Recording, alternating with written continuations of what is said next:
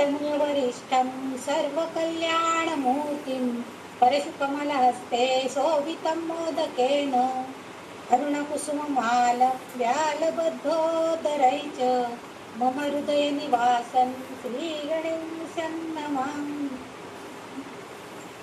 माते तुझ्या चरणी आश्रय देस्यामा तेणेची नित्यमनी सृष्टी घडे प्रकामा लागो तुझ्या भजनी हे मनसाच नित्य याहू नान्य जगदंब नकांक्षी चित्त सर्वस्व तुझा मुझे जगदंब माते आम्ही तुझे प्रिय शिशूच तुझे नाते वाटो कसाही गुणहीन सदा जनामी एक करिसी मम चोजनामी तू माय एक करिसी मम चोजनामी।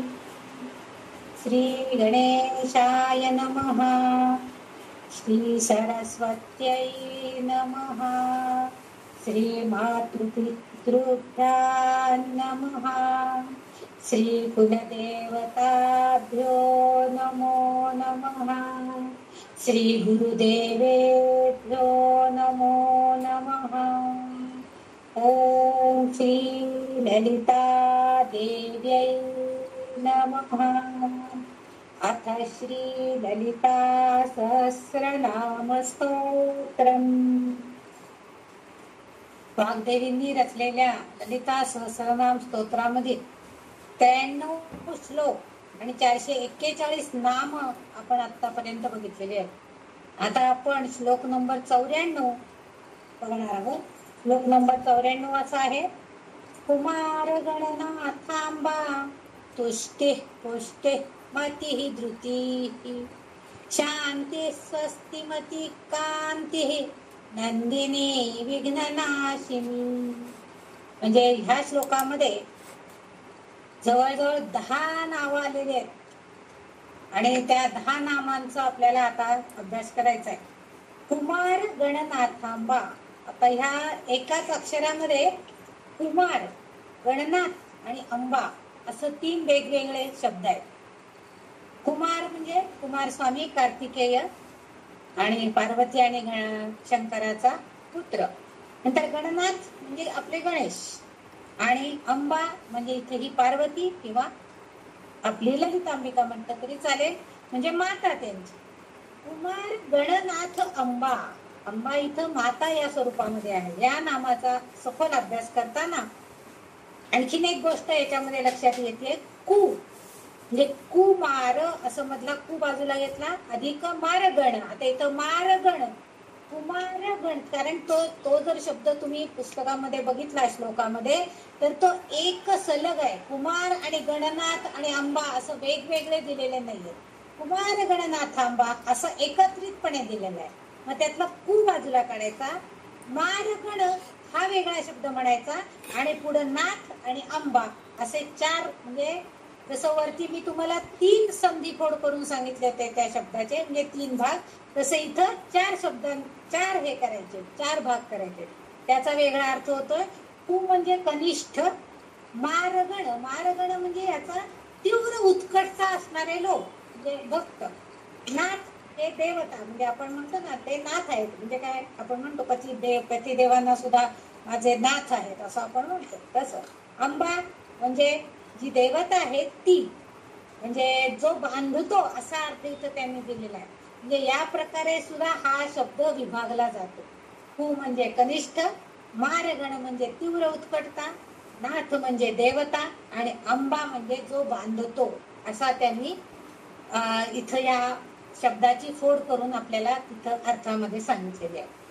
म्हणजेच काय, कनिष्ठ आणि तीव्र उत्कटतेच्या भावभावनांचा जो स्वामी. आता इथं कनिष्ठ आणि तीव्र उत्कटता लगेच आलेला आहे बघा.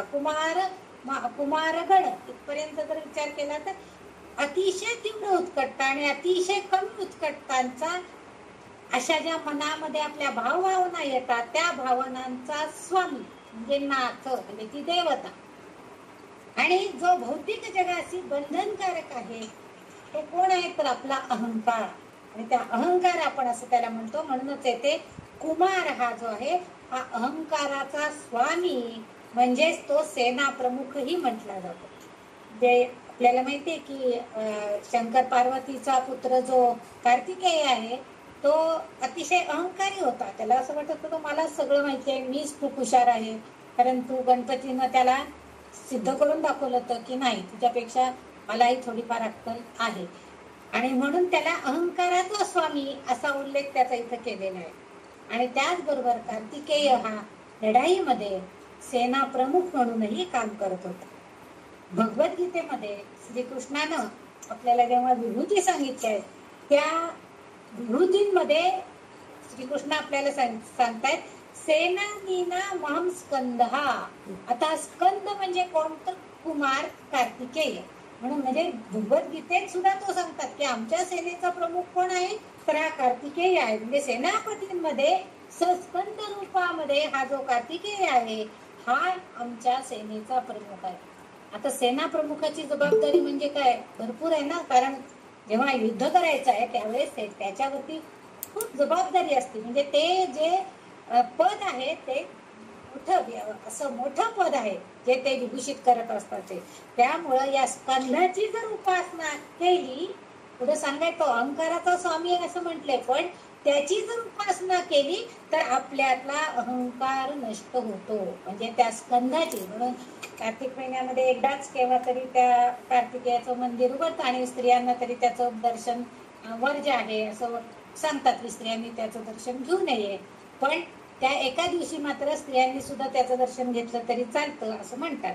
म्हणून ह्या स्कंधाची उपासना जर आपण केली तर त्या व्यक्तीचा अहंकार म्हणजे भक्तांनी जर स्कंधाची उपासना केली तर त्याचा अहंकार नष्ट होतो. हा या शब्दाचा शब्दशः अर्थ असा सांगितलेला आहे. आता त्याच्या पुढे जे शब्द आहेत तुष्टी आणि याच्या पुढची जी 7 नाम आहेत तुष्टी, पुष्टी, मती, धृती, शांती आणि स्वस्तिमती अशी पुढे 7 नावं दिलेली आहेत त्यांनी. हे एक नाव झालं कुमार गणनाथांबा. म्हणजे ही जी स्कंद माता म्हणजे ही पार्वती किंवा आपली ललितांबिका ही आपला अहंकार नष्ट करायचा असेल तर तुम्ही स्कंदाची पूजन अर्चन करा, त्याची भक्ती करा. हा उपदेश आपल्याला ह्या नामामध्ये सांगते. आता पुढचं जे नाव आहे त्यातलं 7 नावांची 7 विशिष्ट गुण सांगितलेले आहेत. पहिलं जे नाम आहे 7 नावांमधलं ते आहे तुष्टी. तुष्टी आता ते 443 नंबरचं नाव म्हणते. तुष्टी म्हणजे काय, आता मी जे प्रार्थना म्हणते त्याच्यामध्ये तुष्टी घडो प्रकामा असा उल्लेख आलेला आहे. मला तेव्हा तुम्ही विचारलं की हे काय आहे, तुष्टी म्हणजे काय, तर तुष्टी याचा अर्थ आहे आनंद देणे. आनंदाच्या रूपामध्ये सुख समाधान जे मिळतं ते यामुळे. आणि म्हणजे तोच म्हणजे मूर्तिवंत संतोष आहे आणि ती फक्त दाता आहे म्हणजे ती देणारी आहे. म्हणून तिला देण्यामध्ये आनंद आहे.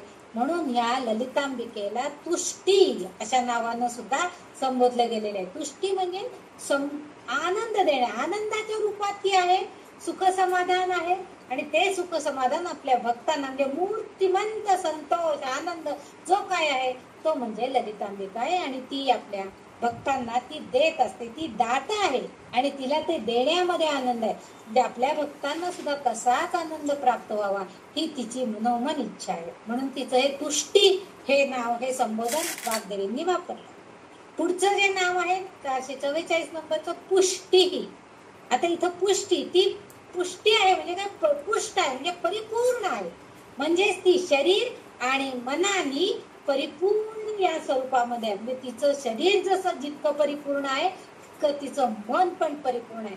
आणि मागच्या बऱ्याच नामांमधनं तिच्या गुणांविषयी आपण माहिती करून घेतलेली आहे. ती ज्ञानानं संपन्न आहे, ती कर्तृत्वानं संपन्न आहे, ती मातृत्वानं संपन्न आहे. हे सगळं आपण बघितलेलं आहे पाठीमागच्या नामामध्ये. त्यामुळे ह्या एका नामामध्ये पुष्टी आहे म्हणजे काय, ती परिपूर्ण आहे. सगळे गुण तिच्यामध्ये आहे आणि तिचं शरीर आणि मन दोन्हीही परिपूर्ण स्वरूपामध्ये आहे. याचा मुख्यतः उल्लेख या वाग्देवींना इथं करायचा आहे म्हणून त्यांनी हे नाव इथं तिला दिलेलं आहे. त्याच्या पुढचं नाव आहे मती ही. आता मती म्हणजे बुद्धी आपण म्हणतो, ती बुद्धीच्या रूपामध्ये रूपात आहे. आपल्या प्रत्येकाला परमेश्वरानं सगळ्यांना सगळे गुण दिलेलेच असतात. बुद्धी दिलेलीच असते, डोळे, नाक, कान याबरोबर एक मन, एक बुद्धी सगळं आपल्याला दिलेलं असतं. फक्त आपण त्याचा वापर कसा करायचा हे आपण ठरवायचं आहे. बुद्धीच्या रूपामध्ये ती आहे बघा आपल्या शरीरामध्ये, आणि आपण तर नाही म्हणतो ती आपल्या शरीरामध्ये म्हणजे आपल्या हृदयस्थ ती वास करून आहे. हे आपण मागच्या बऱ्याचशा नामांमधनं बघितलेलं होतं. म्हणून ती ही जी बुद्धी आहे, तेव्हा पुरुष किंवा स्त्री यांचा आत्मा प्रकट होतो, तेव्हा बुद्धी अनुभवाने ज्ञान प्राप्त करून देते. म्हणजे ही आपल्या शरीरामध्ये आहे आणि ती आपल्याला ज्ञान प्रदान करते, आणि म्हणून आपली बुद्धी त्यावेळेस कार्यान्वित होते. ती अशा प्रकारची बुद्धिमत्ता. आपण म्हणतो ना हा बुद्धिमान मुलगा आहे, आपल्याला सारखे व्हिडिओ वगैरे येतात बघा, लहान लहान मुलं भगवद्गीतेचे अध्यायाचे अध्याय पाठ करून दाखवलेले, कुठूनही सुरुवात करायला सांगा, ते घडाघड श्लोक म्हणून दाखवतात वगैरे. आपल्याला अगदी चकित व्हायला होतं की काय यांचं ज्ञान आहे, केवढे बुद्धिमान आहे ती मुलं. ही जी बुद्धिमत्ता आहे, ही बुद्धिमत्ता देण्याचं काम सुद्धा ही आपली ललितांबिका करते आहे. वेदांबद्दलचं ज्ञान तिला आहे, आणि अशा प्रकारची बुद्धिमत्ता तिच्याकडे आहे. अर्थात ही बुद्धिमत्ता जशी तिच्याकडं का आली, तर ती तेव्हा शिवाबरोबर आहे. जे शिव आणि शक्ती एकत्र झाल्यावरच ही सगळी बुद्धी कार्यान्वित होती आहे. आणि त्यामुळं या शिव आणि शक्तीच्या या शक्तीला, म्हणजे शिवशक्ती एकत्रित असताना जी शक्ती निर्माण होते त्या शक्तीला मती असं म्हटलेलं आहे. म्हणजे ती मती, ती बुद्धिमत्ता या नावानं तिचा उल्लेख इथं केलेला आहे. पुढचं जे तिचं नाव आहे 446 नंबरचं नाम आहे धृती ही. आता इथं धृती म्हणजे काय, तर धृती म्हणजे धैर्य. ती धैर्यवान आहे, स्थिर आहे. आपल्याला माहितीये की महिषासुरमर्दिनी रूपामध्ये जेव्हा ती प्रगट झाली तेव्हा तिच्याकडे धैर्य असल्याशिवाय काय नाही, तर पळपुटी असती तर तिने म्हणले ते मला काय जमणार नाही लढायला.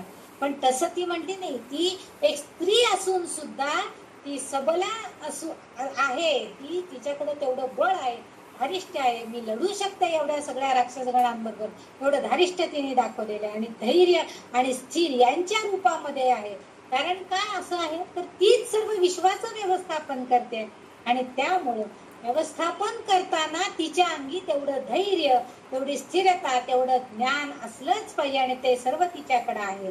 आणि व्यवस्थापन करताना अनुशासनाचे सर्व गुण तिच्या अंगीभूत आहेत, आणि म्हणून इथं तिला धृती ही अशा नावानं संबोधन दिलं. म्हणजे ती अनुशासन करते. कुठेही राज्य करायचं, साधा आता आपला एक हा ग्रुप चालवायचा म्हटलं तरी सुद्धा आता संध्याकाळी बऱ्याच वेळा काही जण उशिरा येतात, काही जण लवकर येतात. मला आज लवकर जायचंय, मला आमच्यासारखे आम्ही आज येणारच नाही म्हणून म्हणजे असे जेव्हा होतात तेव्हा त्या चालवणाऱ्या शासन करता, म्हणजे कुठलीही गोष्ट, साधा ग्रुप चालवायचा तर आपल्याला असंख्य अडचणी येतात, राज्य चालवणाऱ्याला तर किती येत असते. मग त्यावेळेस अनुशासन, एक शिस्त पाहिजे की नाही. 3ला म्हणजे 3ला ओपन होणार आहे ना ग्रुप, आपण लगेच जॉईन व्हायला पाहिजे. ही शिस्त आपल्याकडे नसते. मग आपण काही वेळेला म्हणतो ठीक आहे त्यांच्या अडचणी असतील काहीतरी, हे समजून घेतलं जातं. पण कधीतरी मनात येतं ना की नाही नाही असं नाही, त्यांनी वेळातच खरं म्हणजे यायला पाहिजे, हे जे आहे. पण हे सर्व तिच्याकडं आहे. म्हणजे अनुशासन प्रियता सुद्धा तिच्याकडे आहे. आणि अनुशासन करताना कुणाला सैल सोडायचं आणि कुणाला धारेवर धरायचं ह्याचं सुद्धा गुण आपल्याकडे असलेला पाहिजे. म्हणजे शाळेत विद्यार्थी केव्हा आला आणि केव्हा गेला तर कसं शिक्षकांनी चालून घ्यायचं नाही, घ्यायला पाहिजे. त्यांनी वेळेवरच यायला पाहिजे, घंटा झाली की वर्गात आलंच पाहिजे. म्हणजे हे अनुशासन तिच्या अंगी आहे. परंतु समजा कठीण परिस्थितीमध्ये एखादी स्त्री लांबून येणारी आहे, पाऊस पडतोय, अशा वेळेस तिला उशीर झाला तर त्यालाही तिने मान्यता द्यायला पाहिजे. तिचे म्हणजे तिचा उशीर माफ करायला, म्हणजे हेही तिच्याकडं पाहिजे, क्षमाशीलता. आणि म्हणून तिचं इथं धृती ही या नावानं तिचं संबोधन या वाग्देवींनी वापरलेलं आहे. म्हणजे तिच्या अंगामध्ये, तिच्याकडं, आपल्या ललितांबेकडं धैर्य, स्थिरता, अनुशासनाचे सर्व गुण तिच्या अंगी आहेत. कारण तिला या सर्व विश्वाचं व्यवस्थापन करायचंय, आणि असंख्य अडीअडचणी व्यवस्थापनामध्ये असणार आहे. कधी कुठे एखादी नळ फुटतो, कधी एखाद्या पाणीच येत नाही, काही ठिकाणी विजेचा प्रॉब्लेम येतो, असंख्य अडचणी असतात. पण ह्या सगळ्यांचं अनुशासन ती योग्य प्रकारे, विश्वाचं अनुशासन ती चालवते. म्हणजे तिच्या अंगी किती धैर्य आणि किती स्थिरता असेल हे लक्षात घ्या. एक कुटुंब सांभाळायचं तर आपल्याला एक एकदा नाकी नऊ येतं, पण ती सगळं सांभाळते. तिचं हे धैर्यासाठी म्हणून तिचं हे नाव वाग्देवींनी दिलेलं आहे. पुढचं जे नाव आहे 447 नंबरचं नाव ते आहे शांती. आता शांती म्हणजे आपल्याला वाटतं शांती म्हणजे शांत बसायचं, शांतता वगैरे नाही. तिच्याकडं असणारी जी शांती आहे ती म्हणजे कोणती शांती आहे तर शाश्वत शांती आहे, मनशांती. जी शाश्वत म्हणजे जेव्हा आपण ध्यानधारणा करू त्यावेळेस आपल्याला जो एक आत्मिक आनंद, आत्मिक मनशांती मिळते, ती शांती इथं अभिप्रेत आहे. शांती म्हणजे शांत बसायचं, गप्प बसायचं, बोलायचं नाही. घरात कोणी आलं तरी त्यांच्याशी बोलायचं नाही, घरात असणाऱ्या माणसांची नाही, आणि जिथं जाऊ तिथं पण काहीच मतं व्यक्त करायची नाही, शांत राहायचं. अशी शांती अपेक्षित नाही. तर कुठली शांती मिळवायची तर आपण आपल्या कार्यातून, आपल्या ध्यानधारणेतून आपली मनशांती मिळवायची प्रयत्न करायचा आहे. ती आहे शाश्वत मनशांती आणि ती इथं अभिप्रेत आहे. आता ही जेव्हा आपल्याला शाश्वत शांती मिळवायची त्यावेळेस काय काय करावं लागतं बरं तर आपल्या इंद्रियांचं नियंत्रण आपल्याला करावं लागतं. म्हणजे भूक लागलेली असते पोटामध्ये, अशा वेळेस नाम घेणं सुचेल का? नाही. पोटात भूक लागलेली आहे, कळकळायला व्हायला लागलेलं आहे, हे मला शुगर आहे, मला कळकळायला लागला, आता कशाला नाम घ्यायला, नाम घ्यायला आपल्याला सुचतंय, सुचत नाही. परंतु हे होऊ नये म्हणून इंद्रियांचं दमन करणं हे आवश्यक, आणि ह्या इंद्रियांना नियंत्रण करून आपल्याला शांती प्राप्त करायची, ती म्हणजे शाश्वत शांती. आता आपल्या श्वासोच्छ्वास घेणं सोडणं हे काय सहज शक्य आहे, कारण आपण घेत असतो, सोडत असतो, आपल्याला कळत पण नसतं आपण श्वास घेतोय, पण बंद झालेलं कळतं, इतरांना तरी कळतं की झालं याचा श्वास बंद झालाय, गेला, संपला. पण आपल्याला कळतं का श्वास घेतोय, श्वास सोडतोय, आपण फक्त प्राणायाम वगैरे करताना ते सांगतात दीर्घ श्वास घ्या, हळूहळू सोडा, हेच आपल्याला कळतं की आपण काहीतरी करतोय बरं का आपल्या शरीरासाठी, शांतीसाठी. आणि म्हणून या कालाला 16वा काल म्हणून म्हणतात. म्हणजे हाच काल शांती काल म्हणून समजला जातो. म्हणजे शांती, शाश्वत शांती जी आहे, म्हणजे आपण ध्यान धारणेमध्ये जेव्हा ध्यान लावू तेव्हा आपल्या मनाला आत्मिक आनंद मिळणार आहे, आणि तो आनंद जेव्हा आपल्याला मिळेल तो काळ जो आहे त्याला शांती काल असं म्हणतात. आणि इथं उल्लेख अपेक्षित आहे, त्या कालाला 16वा काल म्हणून म्हणतात. म्हणजे ध्यानधारणेच्या ज्या पायऱ्या आहेत त्या आपण एक एक टप्पा, जसं काल आपण दासबोधामध्ये बघितलं, एक टप्पा करत आपण आता वर निघालोय, आपल्याला त्यांनी ज्ञान द्यायला लागलेले आहेत समर्थ रामदास. तसं इथं सुद्धा ध्यानधारणेचे जे टप्पे आहेत ते सगळे आपण हळूहळू एक ओलांडत शेवटचा टप्पा जो आहे शांतीचा, म्हणजे शेवटचा काल जो आहे तो ओळखला जातो. आणि ती शांती आहे, ती शांतीच्या स्वरूपात आणि ते प्राप्त झालं की आपोआप आपला आत्मा सुद्धा शुद्ध होतो आणि तो कर्माच्या अधीन आहे. परंतु आपला आत्मा कसा आहे, कर्माच्या अधीन आहे. म्हणजे आपल्याला काही गोष्टी आपल्याला आवडत नसलं तरी सुद्धा काही गोष्टी कराव्या लागतात. आपल्याला इच्छा नसती पण नाही, आता आज त्यांनी बोलवलंय म्हटलं खरं तर इच्छा नाहीये, थोडंफार डोकं दुखतंय, हे पुस्तक वाचायला घेतलं, हे पुस्तक वाचायची इच्छा आहे, ते पूर्ण करेल असं आपल्याला पुष्कळ वाटत असतं. पण काही गोष्टी ह्या आपण कर्माच्या अधीन असतो, आणि ते करत असताना ते कर्म करून सुद्धा आपण जेव्हा शाश्वत आनंद प्राप्त करणार असतो त्या ती जी भूमिका आहे आपली ती म्हणजे ती शांती, आणि ती शांती आपल्याला मिळवायची आहे. आणि त्याच्यासाठी ह्या ललिता मातेचीच कृपा असणं गरजेचं आहे. म्हणून तिचं इथं शांती नाव दिलेलं आहे. म्हणजे शांती म्हणजे आपण आपल्या एखाद्या मुलीचं नाव शांती आहे, हा त्या प्रकारे ती आहे असं समजू नका. तर आपल्याला हा शाश्वत आनंद, शाश्वत स्थैर्यता हे आपल्याला मिळवायचे, आणि ती फक्त ध्यान धारणेने होतं. त्यासाठी तिचं नामस्मरण करणं गरजेचं आहे. आणि हे या श्लोकामध्ये, या नामामध्ये त्यांनी सांगायचा प्रयत्न केलेला आहे. म्हणजे आपल्या इंद्रियांवर नियंत्रण करून आपण शाश्वत आनंद प्राप्त करून घ्यायचा आहे. आणि हा आनंद प्राप्त केल्यावर आपोआपच आपल्या आत्म्याचं शुद्धीकरण होणार आहे.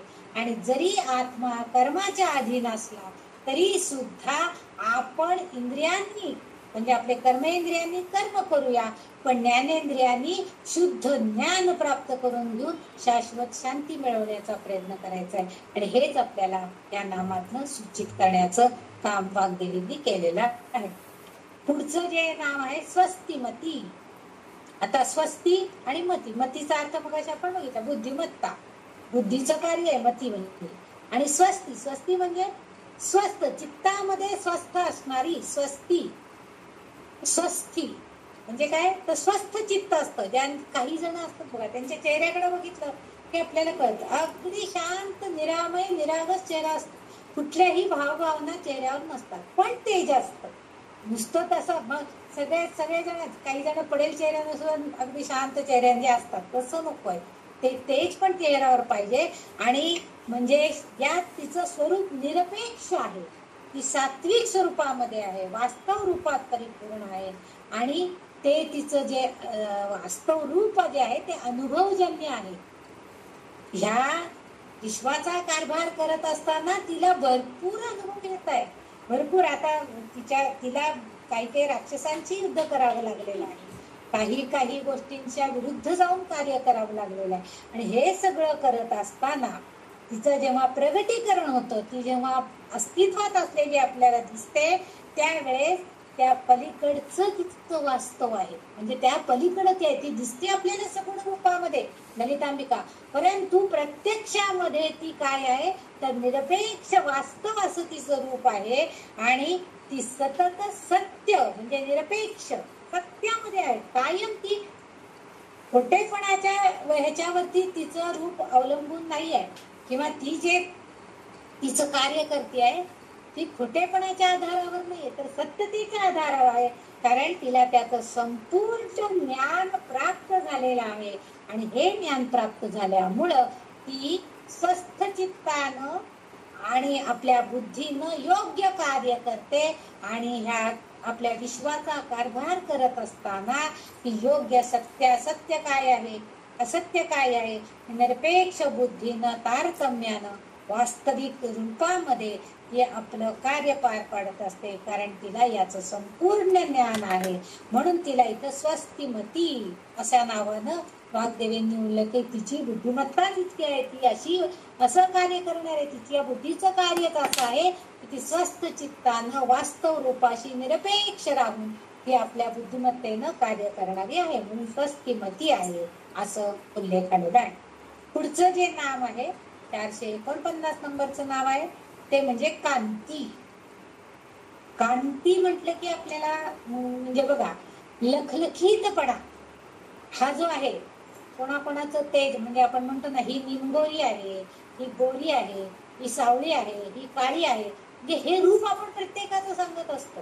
म्हणजे ते पण हे सगळं कसं आहे, ते म्हणजे आपल्या शरीरावरच्या त्वचेचं तेज, त्या तेजाला कांती असं आपण म्हणतो. म्हणजे शाश्वत तेज हे खरं तर सत्य वास्तव आहे. एखाद्यांचं म्हणजे इतकी त्वचा तुकतुकीत अगदी छान गोरीपान नितळ असते, कुठंही काही डगे डाग काही नसतात, एकदम नितळ शरीर असतं, छान वाटतं बघायला. आता हल्ली मेकअप करू नये तसंच बरेच जण वावरत असतात, त्यामुळे मेकअपच्या ते ओव्हरलॅपिंग केलेलं असलं आपल्या शरीरावरती चेहऱ्यावर. पण प्रत्यक्षामध्ये सुद्धा काही जणांचे चेहरे तुम्ही बघा, संत महात्मे जे आहेत त्यांच्या चेहऱ्यावरती एक प्रकारचं तेज असतं. आणि इथं तर ती स्वतः ब्रह्मस्वरूपिणी आहे, स्वयंप्रकाशित स्वरूपामध्ये आहे असं इथं सूचित करत आहे. ती तेजस्वी का दिसती, तर ती स्वयंप्रकाशी आहे, जे स्वतः ती प्रकाश निर्माण करणारी आहे. तिला दुसऱ्याच्या प्रकाशाने तेज घ्यायचं काही कारण नाही. तिच्या स्वतःच्या शरीरापासूनच प्रकाश तेजोमय वलय निर्माण होणार आहे. त्यामुळं ती स्वयंप्रकाशी असल्यामुळं तिची कांती सदैव तेजस्वी आहे असं आपण म्हणतो. आता ह्या तिच्या तेजोमय प्रकाशापासूनच सूर्यप्रकाश तो आणि विश्वामध्ये तो टिकून ठेवतोय. म्हणजे ती स्वयंप्रकाशी असल्यामुळं तिच्या प्रकाशानं सूर्य प्रकाशतो आणि सूर्यप्रकाशामुळं आपल्याला हे विश्व सगळं प्रकाशमान झालेलं दिसतं. मग आपल्याला एखाद्या फुल उमललं असलं तर त्याचा रंग लाल भडक आहे दिसतो, पिवळा आहे दिसतो, पांढरा आहे दिसतो. हे सगळं आपल्याला वास्तव रूप त्यामुळे दिसतं. पण ही स्वतः मात्र शाश्वत तेजानी प्रकाशित आहे, स्वयंप्रकाशित आहे. आणि ह्या तिच्या अंगकांती तिची जी आहे ती अतिशय नितळ आणि त्याशिवाय ती शांत आहे. आधीच्या नामामध्ये त्यांनी शांती असं तिचं शाश्वत अशी शांतता नाही, तर शाश्वत मनशांती आहे. ज्याला मनशांती असतं ना त्याचा चेहरा पण अगदी शांत नितळ असतो. ज्याच्या मनामध्ये खळबळ झालेली असते त्याचा चेहरा डोळे गरगर फिरत असतात, हात काहीतरी पुढची ऍक्शन करत असतात. परंतु ज्याचं मन अगदी निशांत झालेलं आहे त्याचा चेहरा अतिशय शांत नितळ असतो. आणि त्यामुळं इथं त्यांनी असं सांगितलेलं आहे की वेद अभ्यास जर आपल्याला करायचा असेल तर वेद अभ्यास करताना हा तिचा तेज, हे तिचं तेज, हे तिची कांती तिला उपयोगी पडते. आणि अशा प्रकारे 7 गुणांचे वर्णन करणारी 7 नाम येथे उल्लेख केले गेलेले आहेत. आता आपण जी 7 नामं पाहिली, तुष्टी, पुष्टी, मती, धृती, शांती, स्वस्ती, मती, ही जी 7 नामं बघितली या प्रत्येकामध्ये तिचा एक एक गुण त्यांनी इथं वर्णन केलेला आहे. आणि सगळे गुण ती आपल्याला सुद्धा द्यायला बसलेली आहे. फक्त आपण त्याप्रमाणे इतकं सात्विक गुणांनी युक्त होण्याचा प्रयत्न केला पाहिजे. आपोआपच आपणही आपली मनशांती जर आपण मिळवण्याचा प्रयत्न केला तर आपल्याला सुद्धा नक्कीच आपली कांती आपोआप तेज येतं. तुम्ही आध्यात्मिक अभ्यास जसा जसा करायला लागाल तसं आपोआप चेहऱ्यावरती एक प्रकारचं तेज उत्पन्न यायला लागतं. मी अभ्यास करून बघा, गीता पाठ करायला बसला, गीता असे आपले एक पाठ झाला, दुसरा पाठ झाला, तिसरा पाठ झाला, आपोआप ह्या वाचनानं, आध्यात्मिक अभ्यासानं आपल्या चेहऱ्यावरती एक प्रकारची तेज निर्माण होतं. आणि हे सगळं या ललिता मातेचीच कृपा आहे, हेच त्यामध्ये खरं आहे. आणि हे त्या वाग्देवींनी आपल्याला सांगण्याचा प्रयत्न केलेला. आता पुढचं जे तिचं नाव आहे 450वं नाव आहे नंदिनी. ह्याच्यामध्ये नंदी, शांती, स्वस्तिमती, कांती, नंदिनी, विघ्ननाशी. नंदिनी या नावाचं काय वैशिष्ट्य? नंदिनी ही गाय आहे. आणि माग मला वाटतं शिवमहिम्न स्तोत्राच्या अर्थामध्ये सांगितली का कुठल्या तरी याच्या अर्थामध्ये सांगितली होती की नंदिनी गाय कामधेनुसारखी होती, इच्छिलेलं देणारी, आणि ती त्यांनी पाताळामध्ये दडवून ठेवली, अशी ती कथा काहीतरी आपण एकदा सांगितलेली, आपण ऐकलेली आहोत. भागवतामध्ये पण बहुतेक ती आहे. आणि मला वाटतं शिवमहिम्नच्या अर्थामध्ये पण मला वाटतं ही बहुतेक ही कथा मी तुम्हाला सांगितलेली असावी. ही जी कामधेनू आहे, जे नंदिनी ही जी एक गाय आहे, नंदिनी का नाव ठेवले? नंदिनी म्हणजे इच्छिलेली देणारी असा अर्थ आहे. आपण जे मनामध्ये अपेक्षा करू ते म्हणतात, एखादं झाड असं असतं, कल्पवृक्ष म्हणतो आपण त्याला, त्याच्या खाली बसून आपण काही मागितलं तरी ते लगेच मिळतं. तसं ही नंदिनी जी आहे ती कामधेनू आहे. ती धेनू म्हणजे गाय. आणि ही आपल्या मनामध्ये असणारी आसक्ती, इच्छा, वासना काय जे आहे ते सगळं देणारी, इच्छिलेली देणारी गाय. जे आपण तिच्याकडे इच्छिना करू ते देण्यास ती सक्षम असती. ती देती कशी देती हो? तिच्याकडे तेवढी शक्ती आहे, त्याच्याकडे तेवढी पावर आहे, ती सक्षम आहे तेवढी. आणि येथे ललितांबिकेला सुद्धा ते नाव देण्याचं कारणच ते आहे की ती सुद्धा आपल्याला आपण जे मागू ते देण्यासाठी सक्षम आहे. ती आपल्याला देऊ शकते, तेवढी तिच्यात ताकद आहे, तिची कृपा तेवढी होऊ शकते, हे सांगण्याचा उद्देश तिचं नाव नंदिनी असं उल्लेख करण्यासाठी आहे. नंदिनीचा आणखीन एक गंगा नदी असाही अर्थ होतो. कारण गंगा नदीचं जे पाणी आहे ते अतिशय पवित्र आहे. आपल्या सगळ्यांना माहिती आहे. पवित्रतेसाठी आणि शुद्धतेसाठी गंगा नदीच्या पाण्याचा उल्लेख केला जातो. कितीही वर्षापूर्वीचं गंगा नदीचं पाणी असलं तरी त्याच्यामध्ये थोडेही जीवजंतू तयार होत नाहीत. बाकीचं जर पाणी आपण बराच काळ तसंच ठेवलं तर ते पाणी खराब होतं, वरच्या बाजूला एक पांढरा थर साठल्यासारखा होतो, बरेच दिवस पाणी हलवलं नाही तर. पण गंगेच्या पाण्याचं तसं काहीही होत नाही. त्यामुळे गंगेच्या पाण्याला शुद्धपणा जो आहे, जी पवित्रता आहे, ती त्या शुद्धता यासाठी त्या नदीच्या पाण्याचा आपण उपयोग करत असतो. आणि ह्या गुणासाठी, शुद्धतेसाठी, पावित्र्यासाठी, ह्या 2 गुणांसाठी सुद्धा या नंदिनी या नावाचा अर्थ ओळखला जातो. म्हणून आणि हे दोन्हीही गुण ललितांबिकेकडे आहेत. ती पवित्र तर आहेच आहे, आणि त्याशिवाय ती शुद्ध ज्ञानानं सुद्धा परिपूर्ण आहे. त्यामुळे शुद्ध पावित्र्याची असणारी अशी ही ललितांबिका आहे, म्हणून तिला नंदिनी हे नाव संबोधन दिले. इथं नंदिनीमध्ये नंद म्हणजे आनंद आणि देणारी आणि आनंदी म्हणजे आनंद देणारी अशी आहे. आपल्या भक्तांचा आनंदच ती येथे अभिप्रेत करते आहे. आता आपल्या म्हणजे बघा तिच्या नावामध्ये ते नाव आहे आणि ती आपल्या भक्तांसाठी सुद्धा तसाच आनंद त्यांनाही मिळावा असं ती अभिप्रेत करते. म्हणजे आपल्या भक्तांना किती ती अगदी जवळीक आहे तिची आपल्या भक्तांसाठी. आपण गंगेच्या पाण्यामध्ये स्नान केलं की आपल्या पापांचं शुद्धीकरण होतं, निवारण होतं असं म्हणतो. म्हणजे भक्तांना जसं ते गंगेचं पाणी पवित्र करतं, त्यांना पवित्रता प्रदान करतं, त्यांची सगळे पाप क्षालन करतं, तसंच आपण ललिता मातेच्या सहवासामध्ये आलो, आपण त्यांच्या सानिध्यामध्ये आलो, त्यांचं जर नाव घेतलं गेलं, आपण तिची पूजन अर्चन केलं, तिची भक्ती केली, तर आपोआप तिच्या शुद्ध पावित्र्याच्या सहवासानं आणि तिच्या नामामुळं आपणही सगळेजण तितकेच आनंद मिळवण्यासाठी पात्र होऊ, तितकेच शुद्ध होऊ. म्हणून ती आपल्या भक्तांचा आनंद त्याच्यामध्ये व्यक्त करते आणि या सगळ्या गुणांसाठी तिचा उल्लेख नंदिनी असा केलेला आहे. म्हणजे गंगेचं पाणी म्हणजे नंदिनी, गंगा कामधेनू गाय किंवा इच्छिलेले देणारी गाय म्हणजे पण नंदिनी आहे, आणि भक्तांना आनंद देणारी म्हणून पण ती नंदिनी. अशा तीनही अर्थानं ही नंदिनी हे नाव या ललितांबिकेला अगदी सार्थपणे असलेलं आपल्याला दिसतंय, आणि म्हणून वाग्देवी ती हे नाव तिथं संबोधित केलेलं आहे. पुढचं जे नाव आहे 451 नंबरचं नाम आहे ते आहे विघ्ननाशिनी. आपल्याला शब्द वाचला की अर्थ लक्षात येतो. विघ्ननाशिनी, विघ्नांचा नाश करणारी, शब्दशः अर्थ असाच आहे. पण म्हणजे भक्तांच्या जीवनामध्ये जी विघ्न येतात, त्यांच्या कार्यात जे अडथळे येतात ते सर्व ती नाश करते, तिने ते सगळं दूर करते. पण कशी दूर करते ते आपणहून येऊन काही करत नाही, तर ती काय करते, आपल्या भक्तांना ती शक्ती प्रदान करते. किंवा तुमचं तुम्ही जे कार्य अवलंबलेलं त्याबद्दल तुमचं जे अज्ञान आहे, ते अज्ञानामुळे जर तुम्हाला काही विघ्न आले असेल तर तेही दूर करण्याचा ती प्रयत्न करते. तुम्हाला ब्रह्मज्ञान प्राप्त करून देण्यासाठी मदत करते, म्हणजेच तुम्हाला आनंद देण्याचा प्रयत्न करणार आहे.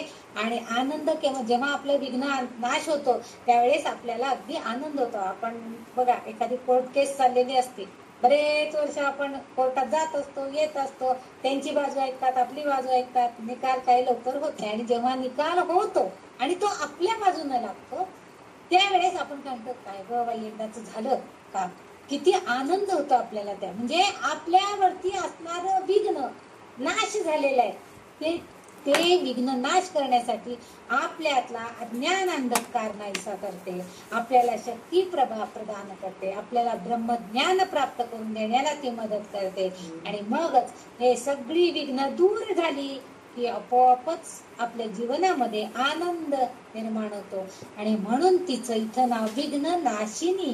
म्हणजे विघ्नांना ती स्वतः येते, लढती आणि विघ्नांना दूर करून टाकते असं नाहीये, ती आपल्याला विघ्न नाश करण्याची शक्ती प्रदान करते, अशी ती विघ्न नाशिनी आहे. ती स्वतः करते, तिच्या पुढे विघ्न कुठलं असणार आहे, तिच्या पुढे विघ्न येणं शक्य नाही, तिच्यात तेवढी ताकद आहे. पण तिच्या भक्तांच्या समोर जर एखादं विघ्न कोणत्या गोष्टीमध्ये कार्यामध्ये अडथळे येणार असतील तर ते दूर करण्याची शक्ती ती आपल्या भक्तांना देते. म्हणून तिचं हे विघ्न नाशिनी असं नाव आलेलं आहे. इथं 94 नंबरचा श्लोक जो आहे तो इथं पूर्ण झालेला आहे.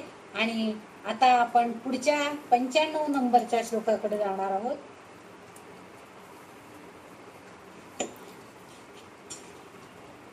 पंच्याण्णव नंबरचा श्लोक असा आहे, तेजोवती त्रिनयना लोलाक्षी कामरूपिणी मालिनी हंसिनी माता मलयाचल वासिनी. इथं सुद्धा आपल्याला 8 नामांचा विचार करायचा आहे. काय बोलायचंय का, कोणतरी अर्थ पाहिजे. पहिलं जे त्याच्यामधलं नाव आहे ह्या श्लोकामधलं, तिचं नाम आहे तेजोवती. आता शब्दशः जर बघितलं तर तेजवती, तेज म्हणजे तेजस्विता, आणि ती तेजस्विनी आहे हे तर आपल्याला नक्कीच माहिती. तेजवती म्हणजे तेज तिचं जे आहे ती ते सगळीकडे पसरणारी आहे, म्हणून ती तेजोवती आहे.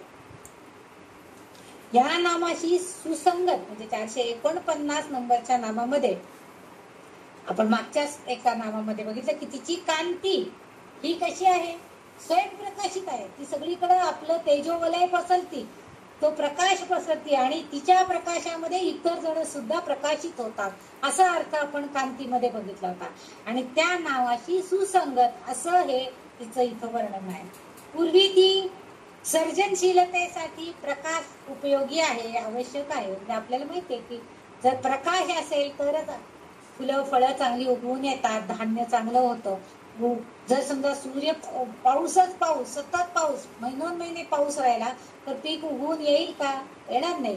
पण आता परत ऊन पडतंय, परत पाऊस येतोय, म्हणजे त्या सर्व सृष्टीची जी सर्जनशीलता आहे ती सगळी चांगल्या प्रकारे कार्यान्वित होती आहे. आणि तिच्या स्वयंप्रकाशापासून ती इतरांनाही प्रकाशमान करते आहे. आणि अर्थातच ही अपरिवर्तनीय शक्ती तिच्या अधीन आहे. म्हणजे ही परिवर्तनशीलता जी आहे तिच्या प्रकाशामुळे इतरांना प्रकाश मिळतो. म्हणजे ती प्रकाशित आहे, सूर्यचंद्र प्रकाशित होतात आणि त्यांचा प्रकाश आपल्याला मिळतो. आणि हे जे आहे हे अपरिवर्तनीय शक्ती तिच्या अधीन आहे. म्हणजे हा ब्रह्मच फक्त स्वयंप्रकाशी आहे आणि इतर सर्व दिवा, म्हणजे आपण म्हणतो की काय करतो, आता आपल्याकडे लाईट आलेले आहेत, आपण बटन दाबलं की लगेच दिवा झक झक झक सगळे ट्यूब लगेच पेटती आणि सगळीकडे चकचकाट होतो. पण ही जी प्रकाशमान, ही जी पॉवर आहे, ही जी शक्ती आहे, ही जी ऊर्जा आहे, ही इतरांनाही प्रकाशमान करते. मग आपण गणपतीच्या काळामध्ये माळा लावतो, त्या माळांमध्ये ती ऊर्जा प्रकाशमान झालेली दिसते. कधी कधी आपण एखादा दिवा लावतो लाईटवर चालणारा, ते असे समया वगैरे असतात, त्यांच्यामध्ये ती ऊर्जा प्रकाशमान झालेली दिसते. काही काही ठिकाणी मोठे मोठे बल्ब लावले जातात, फोकस लॅम्प लावले जातात. म्हणजे प्रत्येक ठिकाणी वेगवेगळ्या स्वरूपामध्ये ती ऊर्जा प्रकाशमान करताना आपल्याला दिसते.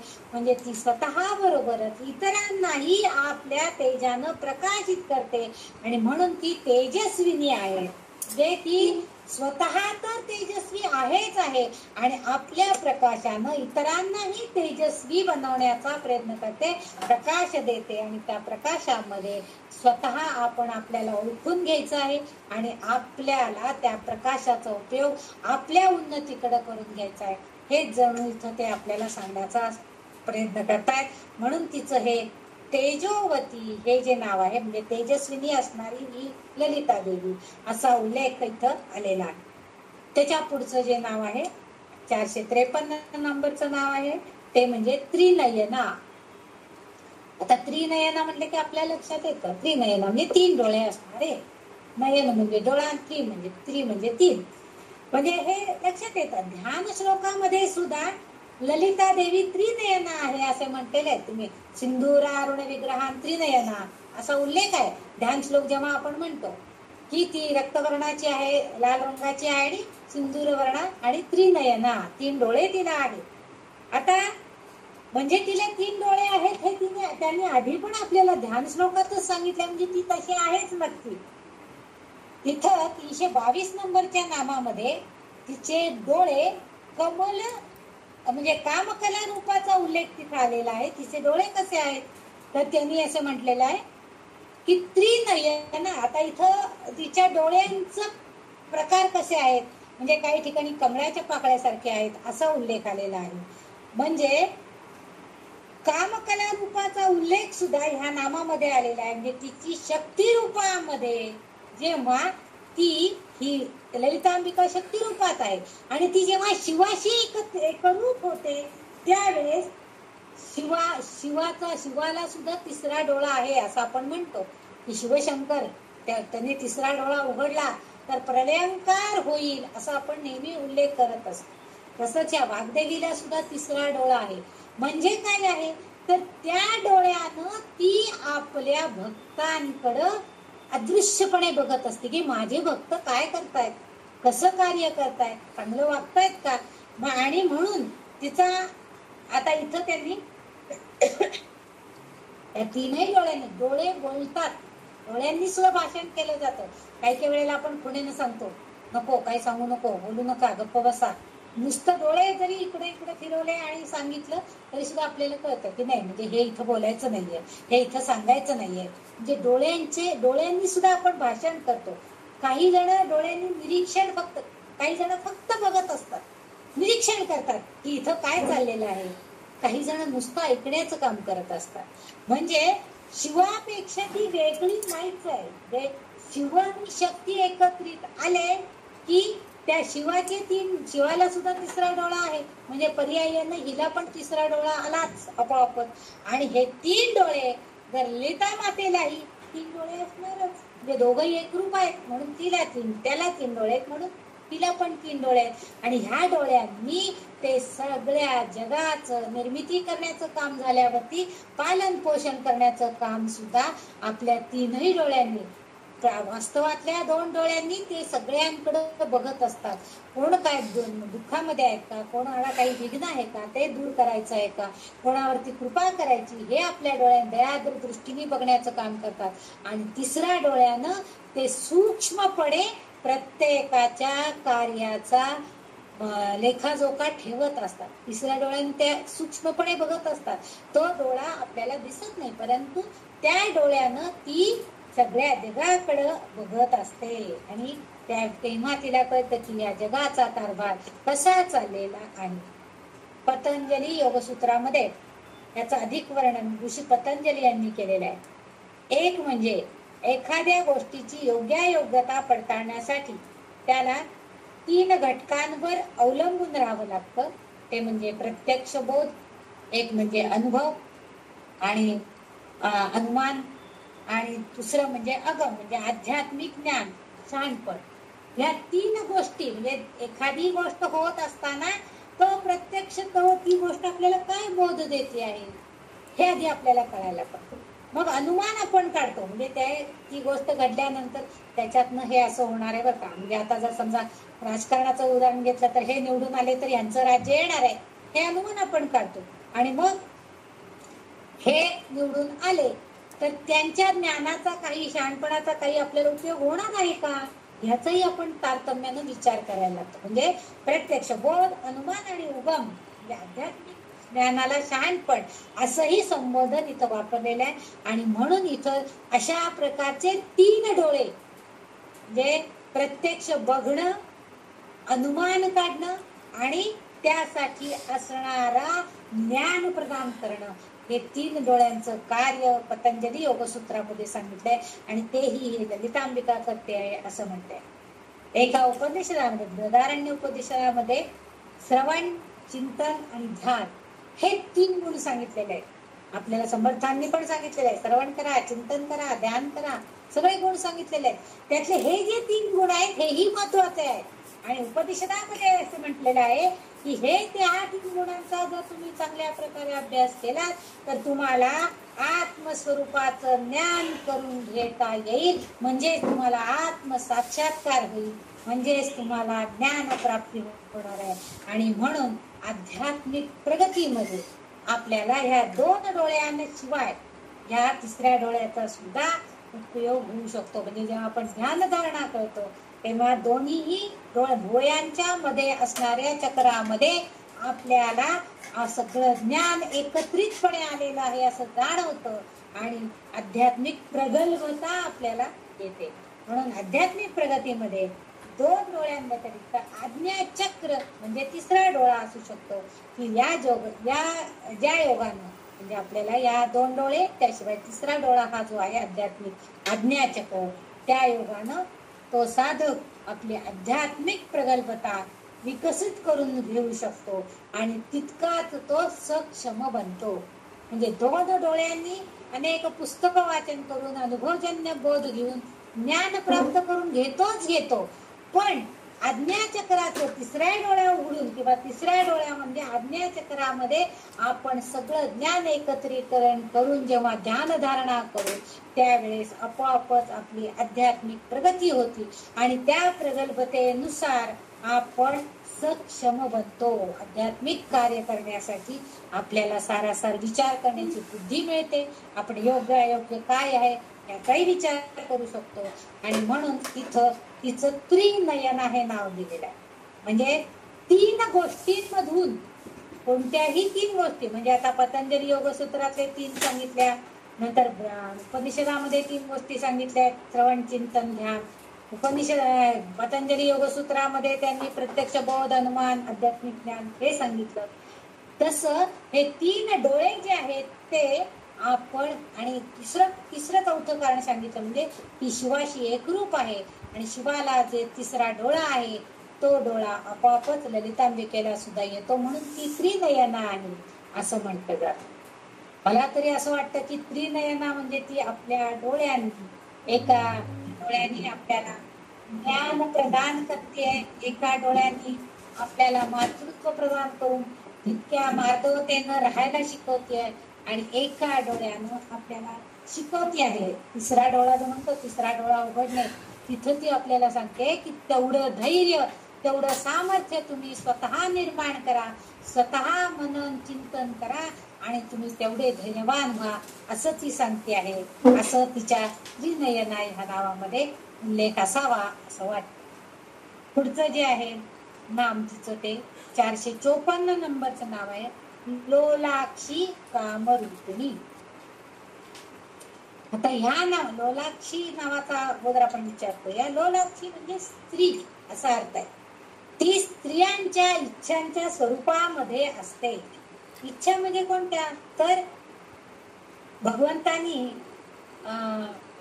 असं म्हटलेलं आहे, इच्छा ती इच्छा म्हणजे स्त्रीलिंगी शब्द वापरलेला आहे. भगवंतांनी इच्छा हा स्त्रीलिंगी शब्द वापरला, म्हणजे ती आहे, ती म्हणजे ती स्त्री आहे, म्हणजे तिथं इच्छा आहे, आसक्ती आहे. भगवंतांनी गीतेत सुद्धा याचा उल्लेख केलेला आहे. म्हणजे पुरुषांमध्ये असणारी जी इच्छा आहे ती म्हणजे ती स्त्री आहे. म्हणजे पुरुषांच्या वासनेची, आसक्तीची जी कोण आहे तर ती म्हणजे त्यांची इच्छा. पण धार्मिकतेनुसार जर त्यांनी त्याचा अवलंब केला तर आपोआपच त्यांना मुक्ती सुद्धा मिळते. म्हणजे स्त्रीची अपेक्षा करणं हे वाईट आहे असा अर्थ होतच नाही, तर ती घेताना सुद्धा धार्मिकतेनुसार जे आपल्याला धर्मानं रूढीबंधनं घालून दिलेले आहे त्याचा सगळ्याचा अवलंब केला तर आपोआपच त्या स्त्रीचं आपण आपल्यामध्ये सामील करून घेत असताना किंवा आपल्यामध्ये समर्पण करून घेत असताना, त्याचबरोबर त्या स्त्रियांमध्ये असणारी प्रेम स्वरूपता, तिच्याकडे सगळं करण्याचे असणारं सामर्थ्य, हे सगळं आपोआपच पुरुषाला सुद्धा प्रदान होणार आहे. समर्पण भावाने ती सगळं त्याला देऊ इच्छिते. म्हणजे ठीक आहे, तुम्हाला आता तुमच्याकडे नाही आहेत ना पैसे, तर ती स्त्री सांगते की आता नाही ना, पण आपल्याला कर्ज फेडणं गरजेचं आहे, नाही तर आपल्याला घराला जप्ती येणार आहे. ठीक आहे, माझ्याजवळ मी ठेवलेले आहेत काही पैसे, ते मी तुम्हाला देते.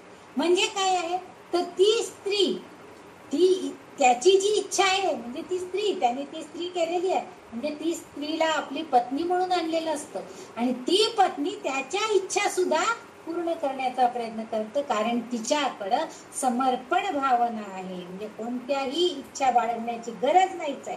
पण सजीव निर्मितीमध्ये, सजीवाची जेव्हा निर्मिती होते त्यावेळेस स्त्रीचाच मोठा सहभाग, म्हणजे स्त्रीचा मोठा सहभाग असलेला आपल्याला दिसून येतो. कारण मातृत्वाचं पावित्र्यच तेवढं आहे. कारण कोणत्याही पुरुषाला कधी एखादं बाळ झालंय किंवा त्यांनी एखादं मातृत्व स्वीकारलंय असं कधी आपण ऐकत नाही. पण स्त्रीला मात्र मातृत्वाची शक्ती बहाल केलेली आहे निसर्गाने, आणि तिच्याकडेच समर्पण भावना देखील आहे. पुरुष फक्त काय करतात, फक्त ते आसक्ती, इच्छा धरतात, आणि ही इच्छा हा स्त्रीलिंगी शब्द आहे, आणि तो त्यांच्याकडे आला त्यावेळेस त्यांच्याकडे स्त्री त्यांच्याकडे येते, आणि ती स्त्री समर्पण भावनेनं त्यांना आपल्यातलं सगळं देते, आणि त्यावेळेस त्यांची शक्ती वाढते. म्हणजे प्रेम स्वरूप ती आहे, तिच्याकडे सर्व काही आहे, आणि त्यामुळेच त्यांना सुद्धा मुक्तीची भावना, मुक्तीची अपेक्षा निर्माण होते. ही ललिता देवी, तिला योगेश्वरी नावाच्या देवतेच्या रूपात पाहिलं जातं.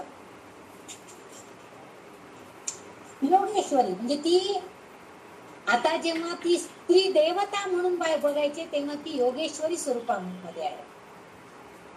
त्या 8 वेगवेगळ्या योगिनी आहेत, अष्टलक्ष्मी, 8 माता. आपण अष्टलक्ष्मीची पूजा वगैरे करतो बघा, लक्ष्मी पूजनाच्या वेळेस वगैरे. तर त्या सगळ्या म्हणजे काय आहेत, तर त्या मानवी गुणांचं प्रतिनिधित्व करणाऱ्या स्त्री देवता आहे. मानवी गुण आहेत कोणकोणते आहेत? योगेश्वरी देवी जी आहे ती इच्छा दर्शवणारी देवी आहे. माहेश्वरी जी देवी आहे ती क्रोध सांगणारी देवी आहे. वैष्णवी जी देवी आहे ती लोभासाठी प्रसिद्ध आहे. ब्राह्मणी जी देवी आहे ती वासनेसाठी, आसक्तीसाठी प्रसिद्ध आहे. कल्याणी जी देवी आहे ती चकित होण्यासाठी आहे. इंद्रजा ही देवी जी आहे ती मत्सरासाठी आहे. वारगृहिणी आहे ती आपल्याला मृत्यूसाठी म्हणजे मृत्यू देणारी देवी आहे. आणि कामरूपिणी आहे ती कामवासना तृप्त करणारी आहे. म्हणून पुढचं नाव दिलेलं आहे त्यांनी कामरूपिणी. म्हणजे योगेश्वरीच्या रूपामध्ये या अष्टलक्ष्मी आहेत आणि पुढचं जे आपलं नाम आहे ते आहे कामरूपिणी. आणि ते कामरूपिणी नावाचं स्पष्टीकरण करण्यासाठी ह्या 8 देवींचं, अष्टलक्ष्मींचं नाव आपण सांगितलेलं आहे. आणि वेगवेगळ्या गुणांचं प्रतिनिधित्व म्हणजे आपल्यामधला लोभ, इच्छा, आसक्ती, वासना हे जे गुण आहेत, मत्सर, दुःख, कामवासना, या सगळ्यांचं कार्य या अष्टलक्ष्मींमध्ये आहे. म्हणजे त्या देवता आपलं कार्य त्या स्त्रीमध्ये या अष्टलक्ष्मींचा वास आहे असं थोडक्यात आहे. म्हणजे आणि या श्रीचक्रामध्ये या सर्व देवदेवतांची पूजा पहिल्याच आवरणामध्ये केली जाते. आणि येथे वाग्देवी ललिता मातेला लोलाक्षी या नावानं संबोधून वापरतात आणि ती कामरूपिणी आहे म्हणजेच ती सौंदर्यवती आहे असाही उल्लेख केला जातो. कारण कामरूपिणी म्हणजे कामवासना तृप्त करण्यासाठी असणारी असं कामरूपिणी आहे. ती इतकी सौंदर्याची, कारण तिच्याकडं आपोआप कुणीही मोहित होतं आणि आपली इच्छा तृप्त करण्यासाठी पुरुष तिच्याकडे आकर्षित होतात, म्हणून ती कामरूपिणी पण आहे. पहिल्यांदी जी आहे ती लोलाक्षी आहे म्हणजे ती स्त्री आहे आणि त्याशिवाय ती कामरूपिणी पण आहे. आणि अशी स्त्री जर एखाद्या पुरुषाकडे समर्पण भावनेनं गेली तर आपोआपच दोघांच्या मिलनानं तेथेच फक्त आपल्याला एखादा संयोग होऊन एखादं जनन शक्ती, जनन क्रिया, मातृत्व एखादे तिला मिळू शकतं, अन्यथा हे होत नाही.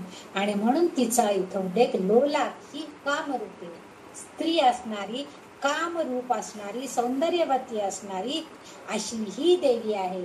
ही सगळी विशेषणं ह्या ललिता देवीचीच आहे. ललिता देवी योगेश्वरीच्या रूपामध्ये या सगळ्या 8 देवींमध्ये आहे आणि तीच कामरूपिणी पण आहेच. आणि मग आपोआपच ती कामरूपिणी आहे म्हटल्यावरती ती लोलाक्षी, ती स्त्री ही या पुरुषांना भुरळ पाडणारी, मोहिनी घालणारी आहे आणि त्यातूनच सर्जनशीलतेचं कार्य पार पाडणारी आहे असाही अर्थ इथं अभिप्रेत आहे. म्हणून इथं वाग्देवींनी लोलाक्षी कामरूपिणी असं तिचं नाव येथे ठेवलेलं दिसतं. पुढचं जे नाव आहे त्या श्लोकामधलं ते जे नाव आहे ते मालिनी. आता इथं मालिनी म्हणजे काय आपल्याला माहितीये, माला म्हणजे माळ,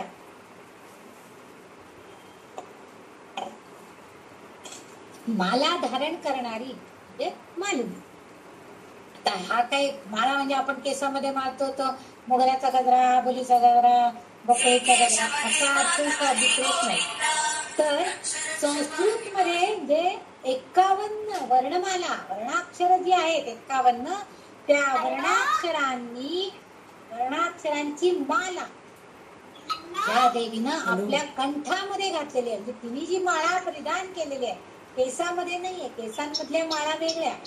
ते मागच्या एका श्लोकामध्ये आलेले की तिने केसांमध्ये चंपकाशोक पुन्हा असं म्हटलेलं आहे. अशोक, चंपक ह्या फुलांच्या माळा तिने केसांमध्ये माळलेल्या आहेत आणि केस सुगंधित झालेले म्हटलेले. पण इथं मात्र तिने या 51 वर्णमालांची मालिका म्हणजे ती माळा आपल्या गळ्यामध्ये परिधान केलेली आहे, कंठामध्ये परिधान केलेली आहे आणि ती मालिनी म्हणून तिला मालिनी असं तिचं केलेलं आहे. तिच्या कंठामध्ये ही सगळ्या अक्षरांची माळाच जणू गुंफून टाकलेली आहे.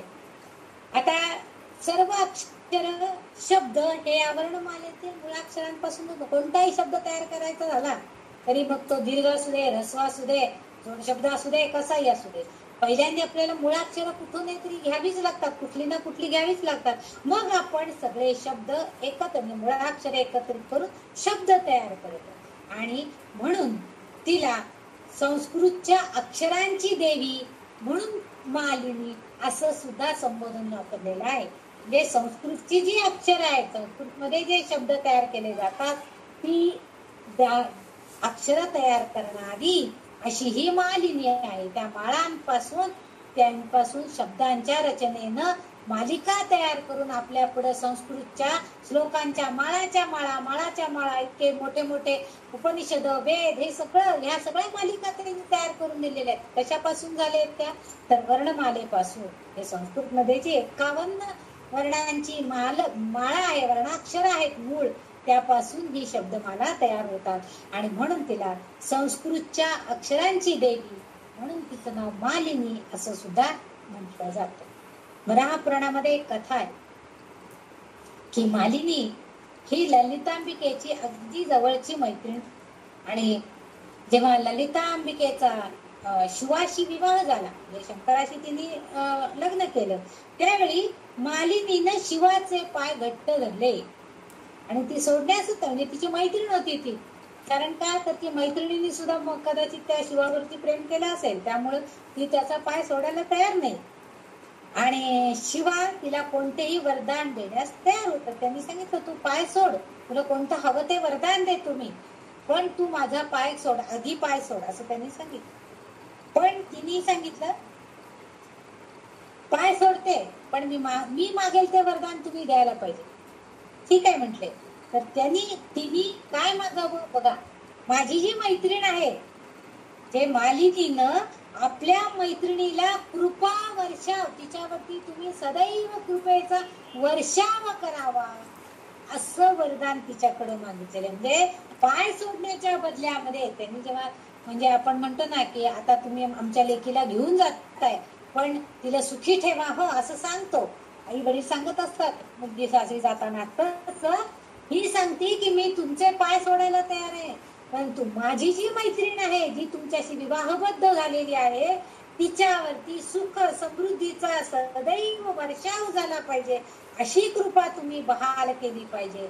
आणि शिवानं तिला सांगितलं की आधीच मी तिला अर्धांगिनी म्हणून स्वीकार केलेलाच आहे, पत्नी म्हणून तिचं स्वीकार करून सौभाग्य मी तिला आधी सौभाग्य म्हणजे काय, सौ म्हणजे 100 असा अर्थ घेतला तर 100 भाग्य म्हणजे अनेक विध. आता इथं सौ म्हणजे 100 संपले की नाही 151 नाही असा अर्थ नाहीये, तर अनेक विध भाग्याच्या गोष्टी मी तिला आधीच बहाल केलेल्या आहेत म्हणून आपण त्याला सौभाग्य असं म्हणतो. की जे एक लग्न झालं की त्या पुरुषांनी त्या पतीनं पत्नीला अनेक प्रकारची भाग्य बहाल केलेली असतात.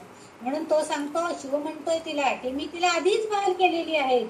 म्हणजे सखी पार्वतीनं इथं ही जी गोष्ट सांगण्याचा उद्देश असा आहे की इथं की ही जी मालिनी आहे ही मालिनी म्हणजे त्याग. आता त्याच्यामध्ये जो त्याग तिला समजा त्यांनी बहाल केलेला नसेल तर तो त्याग बहाल करण्याचं काम या मालिनीने केलेलं आहे. तुम्ही तिला शिकवलं आपल्या मैत्रिणीला की सगळं तुला मिळालं आहे म्हणून तू स्वतः घेऊन बसायचं नाहीये, तर काही गोष्टींचा त्याग करायला सुद्धा तिला शिकलं पाहिजे.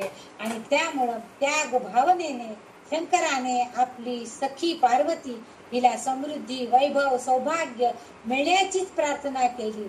म्हणजे त्याच्यामध्ये तिची त्याग भावना, तिने स्वतःसाठी काहीच मागितलं नाहीये, तर आपल्या मैत्रिणीसाठी म्हणजे दुसऱ्यासाठी काहीतरी मिळावं ही वृत्ती आपल्याकडे यायला पाहिजे. म्हणजे आपल्यामध्ये तेवढी त्याग भावना पाहिजे. आपल्या स्वतःसाठी सगळेच मागतात हो, पर्यायानं. आता तिला जर सुख संपत्ती सगळं मिळणार असेल आणि विश्वाचा कारभारच जर ती चालवणार असेल आपली ललितांबिका, तर ती पर्यायानं या मैत्रिणीची मालिनीची सुद्धा सगळे सुख समृद्धी तिला मिळणारच आहे. मालिनीला सुद्धा सगळी सुख समृद्धी मिळणार आहे मैत्रिणी या नात्यामुळे. म्हणजे पर्यायानं काही गोष्टी आपण त्याग केल्या तर आपल्याला काही आपोआप दुसऱ्या मिळतात सुद्धा. आणि हे सांगण्यासाठीच जणू काही वाग्देवींनी इथं या गोष्टीचा उल्लेख केलेला असावा.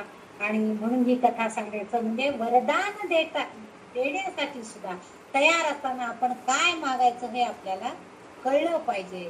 जे आपल्या स्वतःपुरतं न मागता सगळ्यांच्या विश्व कल्याणासाठी हे सगळं मागितलेलं आहे. आणि हे इथं म्हणून हिचं हे मालिनी नाव आलेलं आहे. इथं तिची त्याग भावना सुद्धा त्या मालिनीची म्हणजे मैत्रिणीची दिसते आहे. आणि ती आपल्या ललितांबिकेला तिने एक छोटीशी शिकवणे देऊन टाकलेली ती आपल्यासाठी सुद्धा तेवढीच महत्वाची आहे. आपण सुद्धा काही गोष्टी त्याग करायला शिकलं पाहिजे. सून घरात आली की आपोआप सासून थोडस स्वयंपाकघराचा त्याग करून तिच्यावर सगळं सोपून टाकलं पाहिजे. हे जे आहे ही त्याग भावना. काहीतरी मिळालंय ना, सून घरात आली लेकाच्या कल्याणासाठी, आपोआपच आपण त्यातून निवृत्ती घेऊन आपण त्याग करून सगळं तिला देऊन टाकायचं आणि आपण निर्धार करायचंय. आपोआप ती सुखी झाली, ती आनंदात राहिली, तो आनंद आपल्याकडे आपोआपच परिवर्तित होणार आहे. ही भावना आपल्यामध्ये यायला पाहिजे. हेच या मालिनी ह्या नावामध्ये आपल्याला तिने वाग्देवींनी सांगण्याचा प्रयत्न केलेला आहे. असा अभिप्राय मला तरी अभिप्रेत असलेला दिसला. पुढचं जे तिचं नाव आहे ह्याच्यामध्ये आहे हंसिनी. मागे एकदा एका ह्याच्यामध्ये हंसिनीचा उल्लेख आलेला होता. हंसांच्या जोडी, हंसनेनी जोडीनं असतात वगैरे. मी एका नामामध्ये त्याचं वर्णन करून सांगितलेलं होतं. तेथे मातेचं नाव हंसिनी आहे आणि हंस मंत्राच्या स्वरूपात आहे. म्हणजे हंस हा जो शब्द त्यांनी इथं वापरलेला आहे तो हंस शब्द म्हणजे मंत्र आहे असं सांगितलेलं आहे. म्हणजे हंस हा पक्षी जो आहे तो आपल्याला माहिती आहे निरक्षर विवेक शिकवतो. त्याच्यामध्ये खूप चपळता असते आणि म्हणजे विवेक आपल्याला शिकवतो. आणि आपण लक्षात घेतलं पाहिजे की म्हणूनच मातेचं नाव इथं हंसिनी ठेवलेलं असावं. कारण मातेनं आपल्याला जो मंत्र दिलेला आहे तो मंत्राचा जप, आपण अजपा मंत्र म्हणतात त्याला, तर तो त्या मंत्राचं आपण सतत पुरस्चरण केलं पाहिजे. म्हणजे कयैलरी असं कहलरीम सकलरीम या मातेचा जो मंत्र आहे त्या मंत्राचा आपण सदैव नामस्मरणामध्ये ठेवलं पाहिजे. त्याचा जप केला पाहिजे. आपोआपच तिच्यातल्या सगळ्या शक्ती म्हणजे जसा हंसाच्या मध्ये चपळता आहे, निरक्षर विवेक आहे, ते गुण आपल्यामध्ये येतील. आणि त्यासाठी आपण तेवढा जप मात्र करणं गरजेचं आहे. हेच इथं म्हणजे इथं हंस या शब्दाचा अर्थ मंत्र अशा स्वरूपामध्ये घ्यायचा आहे. आणि हंसाचे जे गुण आहेत ते गुण ललिता मातेमध्ये निश्चितच आहेत. विश्वाचा कारभार करणारी ती आहे, विश्व पालन करणारी आहे, सर्वोच्च माता आहे. त्यावर ही आपोआपच हंसिनी या नावाला अगदी यथायोग्यपणे सार्थ आहे असं वाटतं. पुढचं जे नाम आहे ते आहे 457 नंबरचं नाव, ते आहे माता. माता म्हणलं की आपल्याकडे बघतात प्रत्येक जण बऱ्याच घरांमध्ये माते काय झालं का, आवरलं का, मातोश्री काय चाललंय असं म्हणत आपले मुलं येत असतात. आपल्या अपत्य आपल्याला काही मुलं मुली आई काय चाललंय म्हणल्या, मातोश्री काय आज काय जेवायला बेत येतात विचारायला आपल्याला. माता हा सहस्रनामामधला पहिलंच नाम आहे बघा. श्री माता असं त्यांनी उल्लेख केला. तिथं त्यांनी श्री असा शब्द त्याला ऍड केलेला आहे फक्त. आणि श्री माता म्हणजे काय, सार्वत्रिक माता, सगळ्यांचीच माता, सर्वोच्च माता, सगळ्यांची असणारी अशी ही माता असा उल्लेख आहे. इथं माता ह्या नावाचा उल्लेख का केलेला आहे तर ललिता सहस्रनामामध्ये हे एकमेव असं सहस्रनाम आहे की जेथे पुन्हा पुन्हा नावाची पुनरुक्ती कुठंही झालेली आढळत नाही. पहिल्या नामात स्त्री हा उपसर्ग वापरला आहे आणि आता इथं नुसतं माता असं म्हटलेलं आहे. आता ह्या इथं माता म्हणण्याचं कारण आहे की माता जशी पुनरुत्पादनाचं कार्य करते किंवा जननी आहे, ते काहीतरी निर्माण करण्याचं कार्य करू शकते, तसं इथं ह्या मंत्राची जननी असणारी ही माता आहे. तर माता नुसता उल्लेख करण्याचं काम काय आहे, इथं नुसता माता असा उल्लेख का केला गेला तर मंत्राची उत्पत्ती करणारी, मंत्राची निर्मिती करणारी अशी ही जननी आहे असा अर्थ इथं आहे. म्हणून तिला नुसतं माता म्हटले. पहिल्या नामामध्ये श्री माता म्हटले, सर्वोच्च माता म्हटले, सार्वत्रिक माता असा उल्लेख आलेला आहे. दोन्हीमध्ये फरक आहे. आपण म्हणू की नाही तर तिथे माता आहे इथे माता, काय फरक आहे एवढी त्याच्यामध्ये? पण तसं नाही आहे. इथं माता म्हणजे मंत्राची जननी, म्हणून तिला माता म्हणजे मातृक असं स्वरूपामध्ये, मातृका अक्षरांची आई म्हणून तिला तिची ओळख आहे. म्हणून तिला इथं माता ह्या नावाने ओळखलं जातं. पुढचा जो शब्द आहे, पुढचा जे नाम आहे ते आहे मलयाचलवासिनी. तुमचं जे नाव आहे मलयाचलवासिनी, 458 नंबरचं नाव आहे.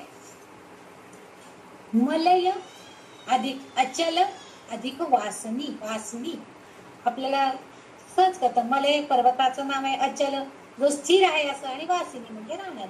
साधा सोपा सरळ अर्थ असा आपण मानतो. पण मलय म्हणजे काय तर चंदन, चंदन वृक्ष. अचल पर्वतावरती चंदन वृक्षांच्या झाडांची गर्दी आहे, चंदन वृक्ष आहेत आणि ते पर्वत तिथं स्थिर आहे आणि तिथं ती राहती आहे.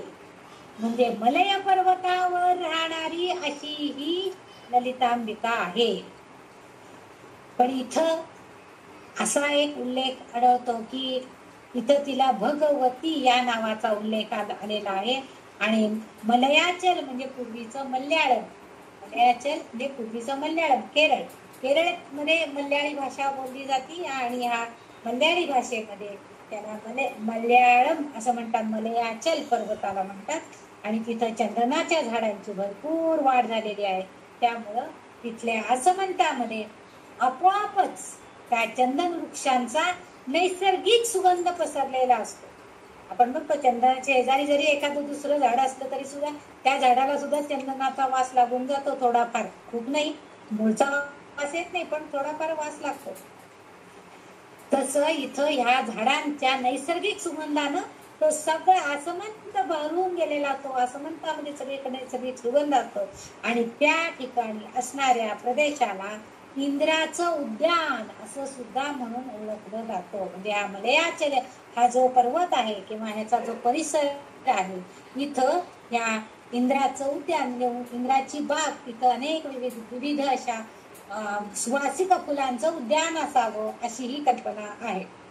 येथे आणखीन एक असं सूक्ष्म म्हणजे हा शब्दशः जो अर्थ आहे तो आता सांगितला की मलय म्हणजे चंदन, चंदन वृक्षाचा जिथं वृक्षांची गर्दी झालेली आहे अशा ठिकाणी वास्तव्य करून असणारी अशी ही देवता असा अर्थ इथं आहे.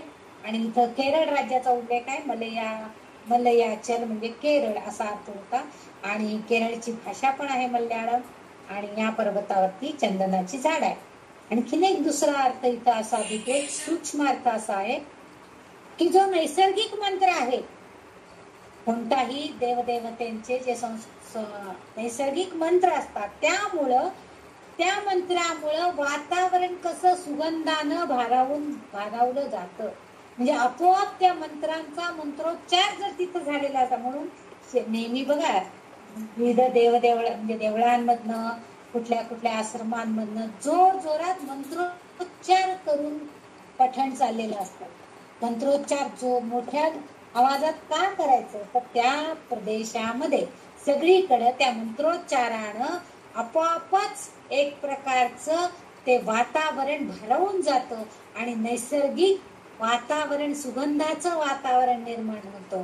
आणि हे म्हणजेच यांनी इथं या मंत्रांची शक्ती आणि या नैसर्गिक सुगंधाची शक्ती यांची तुलना केलेली दिसते. की जसं वृक्षांच्या दाटीमुळे जे आसमंत सगळा सुगंधानं भारावून जातो, तसं मंत्रांच्या उच्चारणानं त्या आसमंत तिथला जो वातावरण आहे ते सगळं त्या मंत्र शक्तीनं सुद्धा भारावून जातं. म्हणूनच इथं तिचं मलयाचलवासिनी असं नाव उल्लेख केले गेलेला असं. कारण हिचं जे मंत्रोच्चारण आहे हिच्या नावाचं, ह्याच्यामुळे सुद्धा आपल्याला शक्ती मिळते आणि आपोआपच आपण सुद्धा तेवढ्याच प्रमाणामध्ये शक्ती मिळवू शकतो. मंत्राची शक्ती आपल्याला मिळते असं ह्या नामामध्ये अभिप्रेत आहे. म्हणून वाग्देवींनी इथं तिचा मलयाचलवासिनी असा उल्लेख केलेला आहे.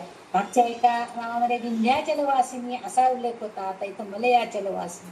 जेव्हा सगळ्या ठिकाणी त्यांनी वेगवेगळ्या प्रकारे ती कशी आहे याचा उल्लेख केला गेलेला आहे. आणि म्हणून इथं आपला 95वा श्लोक संपतोय.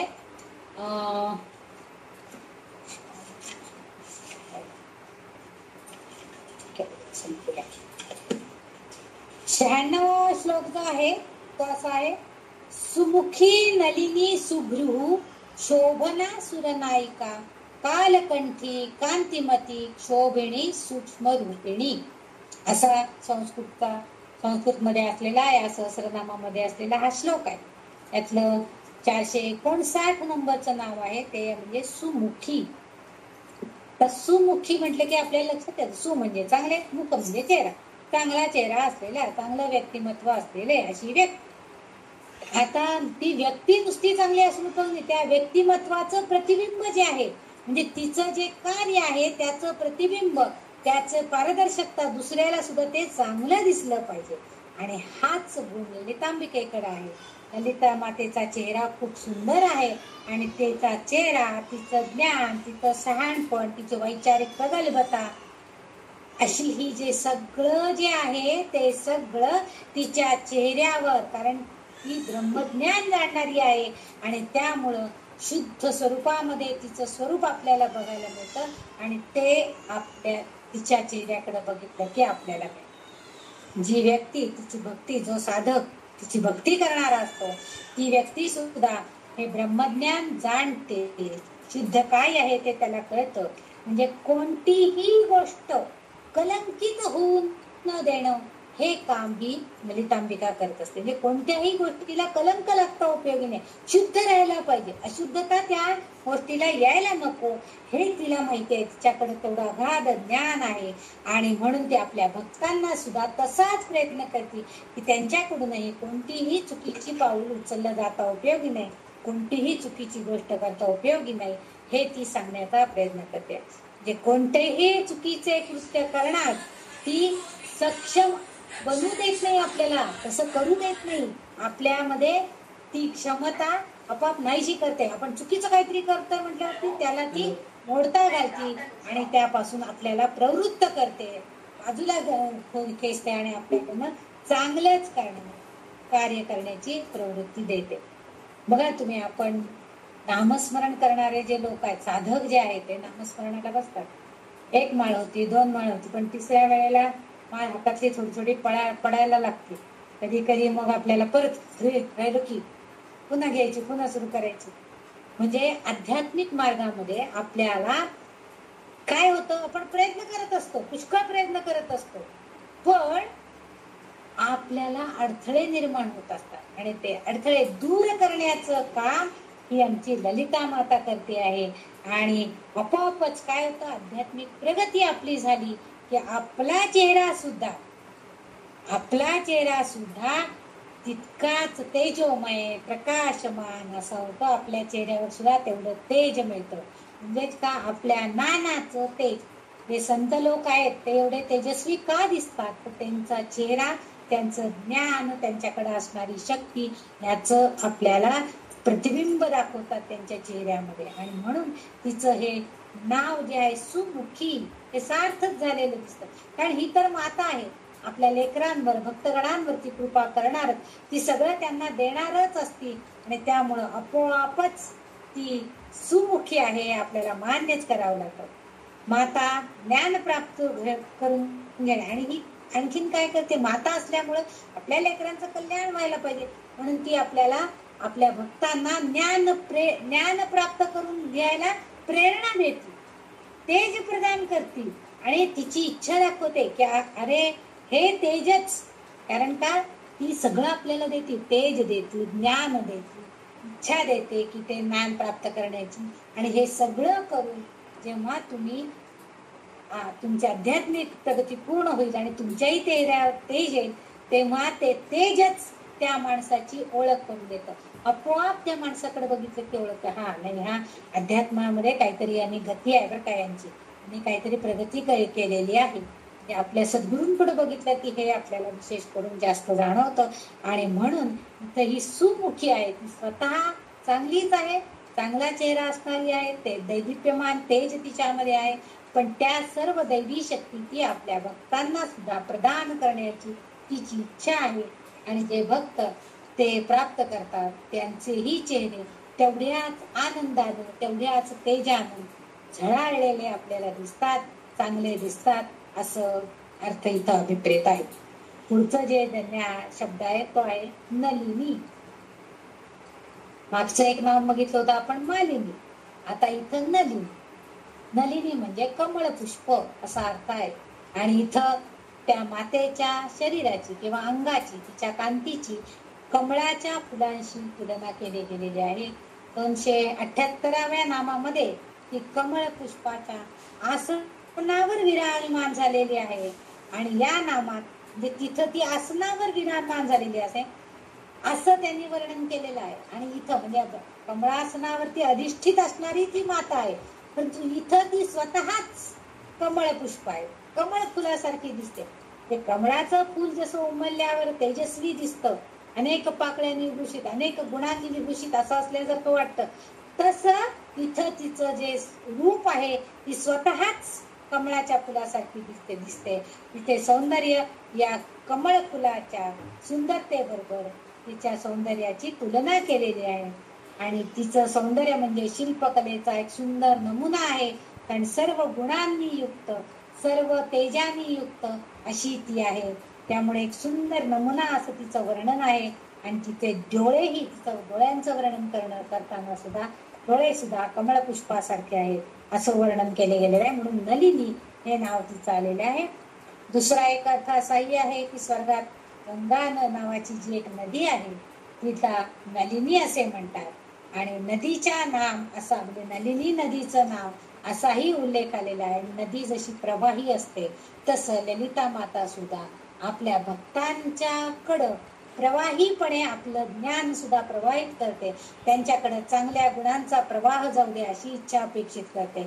त्यांच्या ते सुद्धा सगळेजण सर्व गुणसंपन्न होऊ दे अशी इच्छा प्रदर्शित करते. म्हणून हे नलिनी नाव म्हणजे कमळ फुलामध्ये जे गुण आहेत, अनेक पाकळ्यांचं फुल, अनेक गुणांनी युक्त असे जे तिच्याकडे असणारे गुणधर्म आहेत ते ती सर्व आपल्या भक्तांना प्रदान करू इच्छिते असाही एक अर्थ इथं येत आहे. म्हणून तिचं हे नलिनी हे नाव इथं आलेलं आहे, उल्लेख झालेला आहे. सुभ्रुहू 461 नंबरचं नाम आहे. सुभ्रुहू म्हणजे भुवया. आता भुवया म्हटलं की भुवया म्हणजे कमानदार, अगदी धनुष्याच्या कमानीसारख्या असाव्या वगैरे असं वर्णन आपण बरेच वेळेला वाचतो. म्हणजे तिच्या भुवयांची कमनीयता याचे वर्णन आहे. सुभ्रू आहे, सु म्हणजे चांगले, भ्रू म्हणजे भुवया. भुवया सुरेख आहेत, एवढं साधं सोपा अर्थ आहे. मागच्या एका नामामध्ये नाम 17 यामध्ये असं वर्णन केलेलं होतं की मन्मथाचा राजवाडा जो आहे, मन्मथाच्या राजवाड्याला लावलेले सुंदर तोरण असा अर्थ तिच्या भुवयांचा केला. म्हणजे तिचा त्या मन्मथ म्हणजे प्रेमाचं स्वरूप असणारा त्याचा जो राजवाडा आहे त्याच्या राजवाड्याला ह्याच्या भुवयांसारख्या कमानदार तोरण लावलेली आहेत असा उल्लेख त्यावेळेस आलेला होता. आणि इथं भुवयांची कमनीयता एवढाच अर्थ अभिप्रेत आहे. सौंदर्य लहरी मधल्या 47व्या श्लोकामध्ये सुद्धा तिच्या डोळ्यांचं सुंदर वर्णन केलेलं आहे. धनुष्यासारखे कमानदार असणारे तिच्या डोळ्यांच्या भुवया आहेत आणि त्या खाली असणाऱ्या डोळे, त्याच्या खाली असणारे डोळे आणि भ्रुकुटीमध्ये असणारा तिसरा डोळा यांना जोडणारा धनुष्याचा बाण आणि यातून भक्तांचे भय ती नष्ट करते असाही अर्थ अभिप्रेत आहे.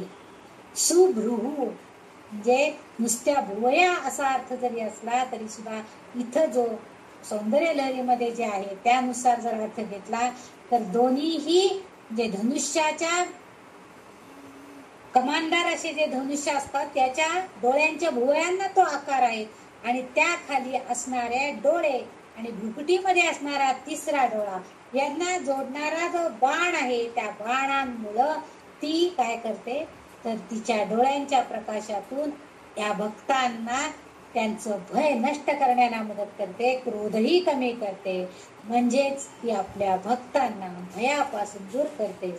म्हणून तिचं सुभ्रू म्हणजे नुसत्या भुवया आपण आपल्या फक्त आजकाल ॲब्रो करून घेणं, कमानदार भुवया ठेवणं हे काम आहे. परंतु प्रत्यक्षामध्ये इथं असा अर्थाभिप्रेत आहे की डोळ्यांमध्ये असणारे जे 2 डोळे आहेत, त्या डोळ्यांनी आपण जर एखाद्याकडं बघितलं तर त्याला एकतर भय वाटावं किंवा आपल्याला त्याच्यापासून भय नष्ट करण्याची ताकद निर्माण व्हावी डोळ्यांमध्ये, ही अपेक्षा या ललिता मातेला आहे असं वाग्देवींना वाटते. म्हणजे त्यांना असं आहे की भयापासून दूर करण्यासाठी, क्रोधापासून दूर करण्यासाठी या डोळ्यांचा उपयोग करायचा आहे.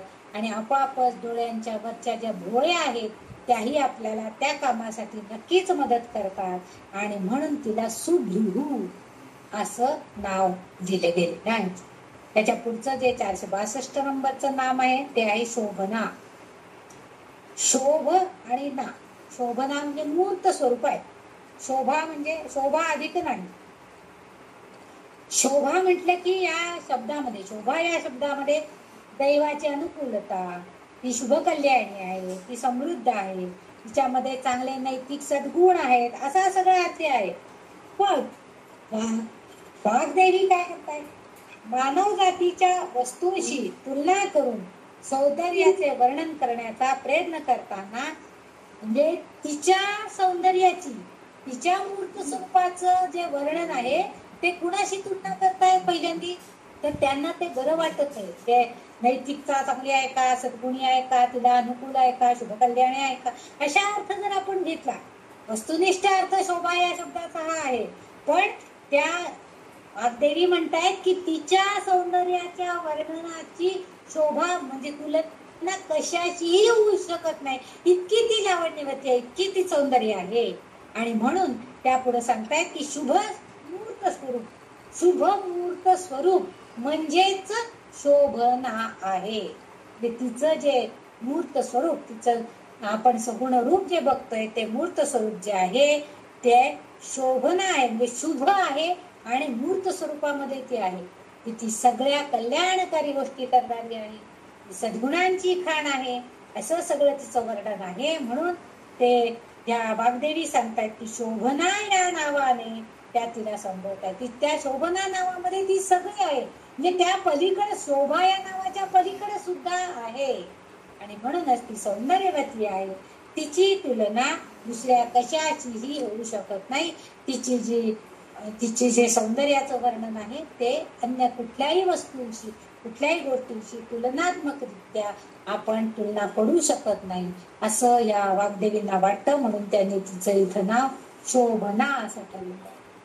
सुरनायिका, पुढचं जे नाम आहे ते आहे सुरनायिका. आता इथं 463 नंबरचं नाम आहे. सुर म्हणजे देव आणि नायिका म्हणजे देवता, प्रमुख देवता. नायक नायिका म्हणजे प्रमुख असतात. सुर आणि नायिका, सुर म्हणजे देव, सर्व देवांमध्ये, देवदेवतांमध्ये ती प्रमुख आहे. म्हणजे इथं ब्रह्मा विष्णू रुद्र यासारखे देव, लक्ष्मी सरस्वती पार्वती रुद्राणी यासारख्या ज्या देवी देवता आहेत, या सगळ्यांमध्ये ती प्रमुख देवता आहे, ही नायिका आहे, सगळ्यांची प्रमुख आहे. बघतो आपण एखादा चित्रपट बघतो, त्यामध्ये एखादी नायिका असते, म्हणजे काय मुख्य पात्र असतं. ते संबंध काही सृष्टीमध्ये जे काय नाट्यलीला घडत असतात त्या सगळ्याचा प्रमुख सूत्रधार, प्रमुख नायिका कोणतरी असतं. तसं ही ललितांबिका आहे असं वर्णन केलेलं आहे. म्हणजे पुरुष देव आणि स्त्री देव यामध्ये प्रामुख्यानं 3 महत्वाच्या गोष्टी घडत असतात. काही ठिकाणी पुरुष देव कार्य करत असतात, काही ठिकाणी स्त्री देव कार्य करत असतात. त्या क्रिया म्हणजे सृष्टीचं पालन पोषण विघटन. आणि ह्या कार्यांमध्ये तिचं सर्वोच्च अधिकारी म्हणून ते आहे, म्हणजे प्रमुख नायिका म्हटलेलं आहे, प्रमुख म्हटलेलं आहे, सर्वोच्च अधिकारी म्हणून ती अधिकारी म्हणून यांच्यात. आणि सर्वोच्च अधिकार आणि मध्यम अधिकार त्याच्यामध्ये फरक आहे. सर्वोच्च अधिकार म्हणजे सगळे अधिकार त्यांच्याकडे असतातच, बाकीच्यांना म्हणजे त्यांनी एखादी कृती केली तर त्याच्या खालच्या अधिकाऱ्यांना त्याच्यावरती कोणताही आक्षेप ते घेऊ शकत नाही, कारण सर्वोच्च अधिकाऱ्याने त्यांनी ती कृती पार केलेली असते. आणि म्हणून इथं हा थोडासा फरक आपण लक्षात घ्यायला पाहिजे की वाघ देवता तिला नुसतं नायिका, सुरनायिका, सगळ्या देवदेवतांची प्रमुख म्हणजे सर्वोच्च अधिकारी असा तिला त्यांनी नाव दिलेलं आहे. सुरनायिका असं नाव दिलेलं आहे. नुसतं नायिका असं नाव दिलं नाहीये, तर देवदेवतांची प्रमुख असणारी नायिका अशी सर्वोच्च देवता असं तिला नाव दिलेलं आहे. आणि त्यामुळं असा तिचा सन्मान करणारा नावाचा उल्लेख तिथं आलेला दिसतोय. वाग्देवींनी हा मुद्दाम केलेला आहे की ती सर्वसमावेशक आहे, ती सर्वोच्च अधिकारी आहे आणि म्हणूनच तिला वाग्देवी सुरनायिका या नावानं उल्लेख करताना दिसत आहे. पुढचं जे नाव आहे ते आहे कालकंठी. काल आणि कंठी, कंठ म्हणजे घसा आणि कालकंठी कंठ आणि घसा. समुद्र मंथनातून जेव्हा, काल म्हणजे विषय, समुद्र मंथनातून जेव्हा कालकूट बाहेर पडलं तेव्हा ते घेण्यासाठी सुर किंवा असुर यापैकी कोणीही तयार होईना, तेव्हा शंकरानं ते स्वतः प्राशन केले आणि त्यामुळं त्यांचा कंठ किंवा गळा निळा रंगाचा झाला.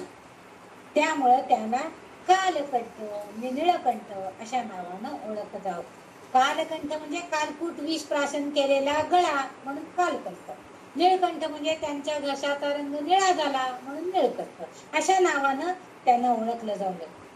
यामध्ये जेव्हा विष प्राशन, पण पत्नी म्हणून त्यावेळेस जी पार्वती होती म्हणजे त्यांची पत्नी, आता इथं ललितांबिका रूप आहे तिचं, तर तिने काय केलेलं आहे की तिने पत्नी या नातानं त्यांना मनाई केली होती की तुम्ही हे कालकूट विष, कारण आपल्या पतीच्या जीवाला धोका आहे हे तिला कळलेलं होतं म्हणून तिने त्यांना मनाई केली होती.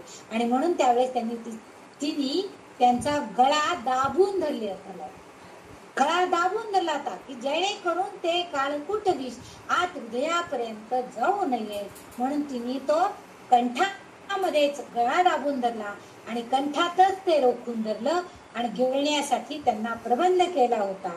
आणि येथे तिने पत्नी म्हणून तिचं कर्तव्य पार पाडलेलं होतं म्हणून इथं तिचं नाव कालकंठी. म्हणजे तिने तिथं ते दाबून धरल्यामुळं नंतर का विना त्यांनी ते विष परत बाहेर टाकला असेल किंवा त्याचा परिणाम आतल्या बाकीच्या अवयवांवर झाला नसेल, तिथंच पर्यंतच ते विष गेलेलं आहे आणि म्हणून याला कालकंठी असं हिचं एक नाव त्यांनी दिलेलं आहे. शिवशंकरांच्या पत्नी म्हणून तिचं जे कार्य आहे निश्चितच उल्लेखनीय आहे आणि म्हणून वाग्देवी त्यांनी कदाचित हे नाम इथं सहस्रनामामध्ये उल्लेख केलेला असावा. याचा आणखीन एक अर्थ असा आहे म्हणजे की काला म्हणजे मृदू आवाज, अतिशय कोकिळ कंठी आपण म्हणतो ना, अगदी मृदू आवाज असतो. आणि कंठी म्हणजे का, तिचा आवाज अतिशय गोड आहे, मृदू आहे. आणि हे म्हणजे जरी शंकर कितीही क्रोधायमान झाले, अगदी तिसरा डोळा उघडण्याची पाळी आली तरी सुद्धा ती आपल्या मृदू आवाजानं त्या पतीला आपल्या मृदू भाषेमध्ये ती शक्ती प्रदान करते, का शक्ती देण्याची काम करते. आणि म्हणून तिचं इथं नाव कालकंठी किंवा नीलकंठाची पत्नी अशा स्वरूपामध्ये आलेला असावं असाही एक अर्थ इथं अभिप्रेत आहे. म्हणजे ती आपली शक्ती त्याला देते आणि त्यामुळं ते शिवशंकर कोणतेही कार्य योग्य प्रकारे करतात. म्हणजे त्यांच्या हातून कोणतंही गैरकृत्य घडू नये जेणेकरून आपल्या विश्वाचा विध्वंस होईल, यासाठी सुद्धा ही कालकंठी म्हणजे आपली ललितांबिका कार्यान्वित असते, ती शक्ती प्रदान करते. म्हणून हे कालकंठी असं नाम इथं आलेलं आहे. पुढचं जे नाव आहे ते म्हणजे कांतिमती. कांती म्हणजे मग अशी सांगितलं की आपल्या त्वचा किंवा त्वचेचं तेज, आणि मती म्हणजे आपल्याला माहितीये की आपली बुद्धिमत्ता. आता इथं कांती म्हणजे तिची कांती तेजस्वी आहे, ती शाश्वत तेजोमय आहे, ती प्रकाशमान आहे, तिची कांती तिची त्वचा अतिशय तेजस्वी आहे, हे तिच्या कांती या शब्दाचं उद्गार. आता इथं मती शब्दाचा जेव्हा आपण बघतो अर्थ, तेव्हा मती म्हणजे बुद्धी. आता तिची बुद्धी, तिच्या बुद्धीला कोण म्हणजे बुद्धीला कुणीही प्रश्नच करू शकणार नाहीये, कारण तिची बुद्धिमत्ता ही अवर्णनीय आहे. ती बुद्धी ती प्रसारित करते, म्हणजे आपल्या सर्व भक्तांना ती आपल्या तेजोमय प्रकाशमान शक्तीने चांगली बुद्धी प्रदान करते, चांगली बुद्धी देते. म्हणून ती कांतिमती हे नाव तिचं आलेलं आहे. म्हणजे बघा, कांती या शब्दांना ती तेजोमय आहे, तेजस्वी आहे, हे सगळं आपल्याला माहिती झालं. आणि मती म्हणजे बुद्धी, मग ती बुद्धिमान आहे हेही आपल्याला मान्य आहे. आणि ह्या आपल्या तेजोमय म्हणजे तेजस्वीपणानं ती आपली बुद्धी चालवते आणि बुद्धी कार्य करून ती आपल्या भक्तांना सुद्धा प्रकाशमान चांगली बुद्धी देण्याचं प्रकाशमान कार्य करते, असा अर्थ या शब्दामध्ये आहे. म्हणून इथं तिचं हे 465 नंबरचं नाव कांतिमती असं वाग्देवींनी उद्धृत केलेलं. पुढचं जे नाव आहे शोभिणी. आता यात शोभ असा अर्थ आलेला आहे. शोभ म्हणजे काय, आपण बघतो की शोभ कोसळला म्हणजे आपण काही वेळेला अचानक एखादी घटना अशी घडती की सगळा समुदाय एकदम क्रोधित होतो, त्याला शोभ झाला असं म्हणतात. म्हणजे एखाद्या भयंकर परिस्थितीत मनाची धडधड, मनाची स्पंदन खूप वाढतात, मन आक्रंदन करून उठतं, आंदोलन करून उठतं, आणि तो जो क्षोभ असतो तो त्यावेळेला एक गतिशील पैलू होतो, म्हणजे प्रवाही होतो. म्हणजे एक क्रोधायमान झाला की दुसरा, दुसरा झाला की तिसरा, म्हणजे सगळे जण क्षोभित होऊन उठतात. म्हणजे त्यांच्या सगळ्यांच्या मध्ये आक्रंदन, आंदोलन करण्याची वृत्ती होती. ती जी क्रिया आहे त्याला क्षोभ असं म्हटलेलं. आता इथं त्याचा अर्थ असा आहे की ही जी माता आहे ही शिवामध्ये सर्जनशील स्पंदनाने एकरूप होते. सर्जनशील स्पंदनानं म्हणजे ते दोघंही शिव आणि शक्ती एकरूप होतात आणि भावनांचा उद्रेक होतो आणि मग सृष्टीची प्रक्रिया सुरू होते. म्हणजे शिव म्हणजे पुरुष आणि प्रकृती म्हणजे स्त्री, या दोन्हींचे विलिनीकरण झालं, एकमेकांमध्ये ते विलीन झाले की त्यामधून सृष्टीची प्रकटीकरण होऊ लागतं. म्हणजे सूक्ष्म स्वरूपामधून स्थूल स्वरूपामध्ये प्रगतीकरण होते. सूक्ष्म रूपामध्ये म्हणजे जेव्हा त्या दोघांचं मिलन होतं त्यावेळेस एक सूक्ष्म जीव त्याच्यामध्ये वाढू लागतो आणि मग स्थूल देह म्हणून एखादा जीव जन्मास येतो, म्हणजे प्रगतीकरण होतं. म्हणजे स्थूल रूप सूक्ष्म रूपाकडे स्थूल रूपाकडे येणं. एकदा का हा स्थूल जन्म हे स्थूल रूपामध्ये उदय झाला, त्या प्रगतीकरण झालं की सृष्टीची क्रिया सुरू होते. म्हणजे ती भक्ताला प्रेरणा शक्ती देणारी आहे.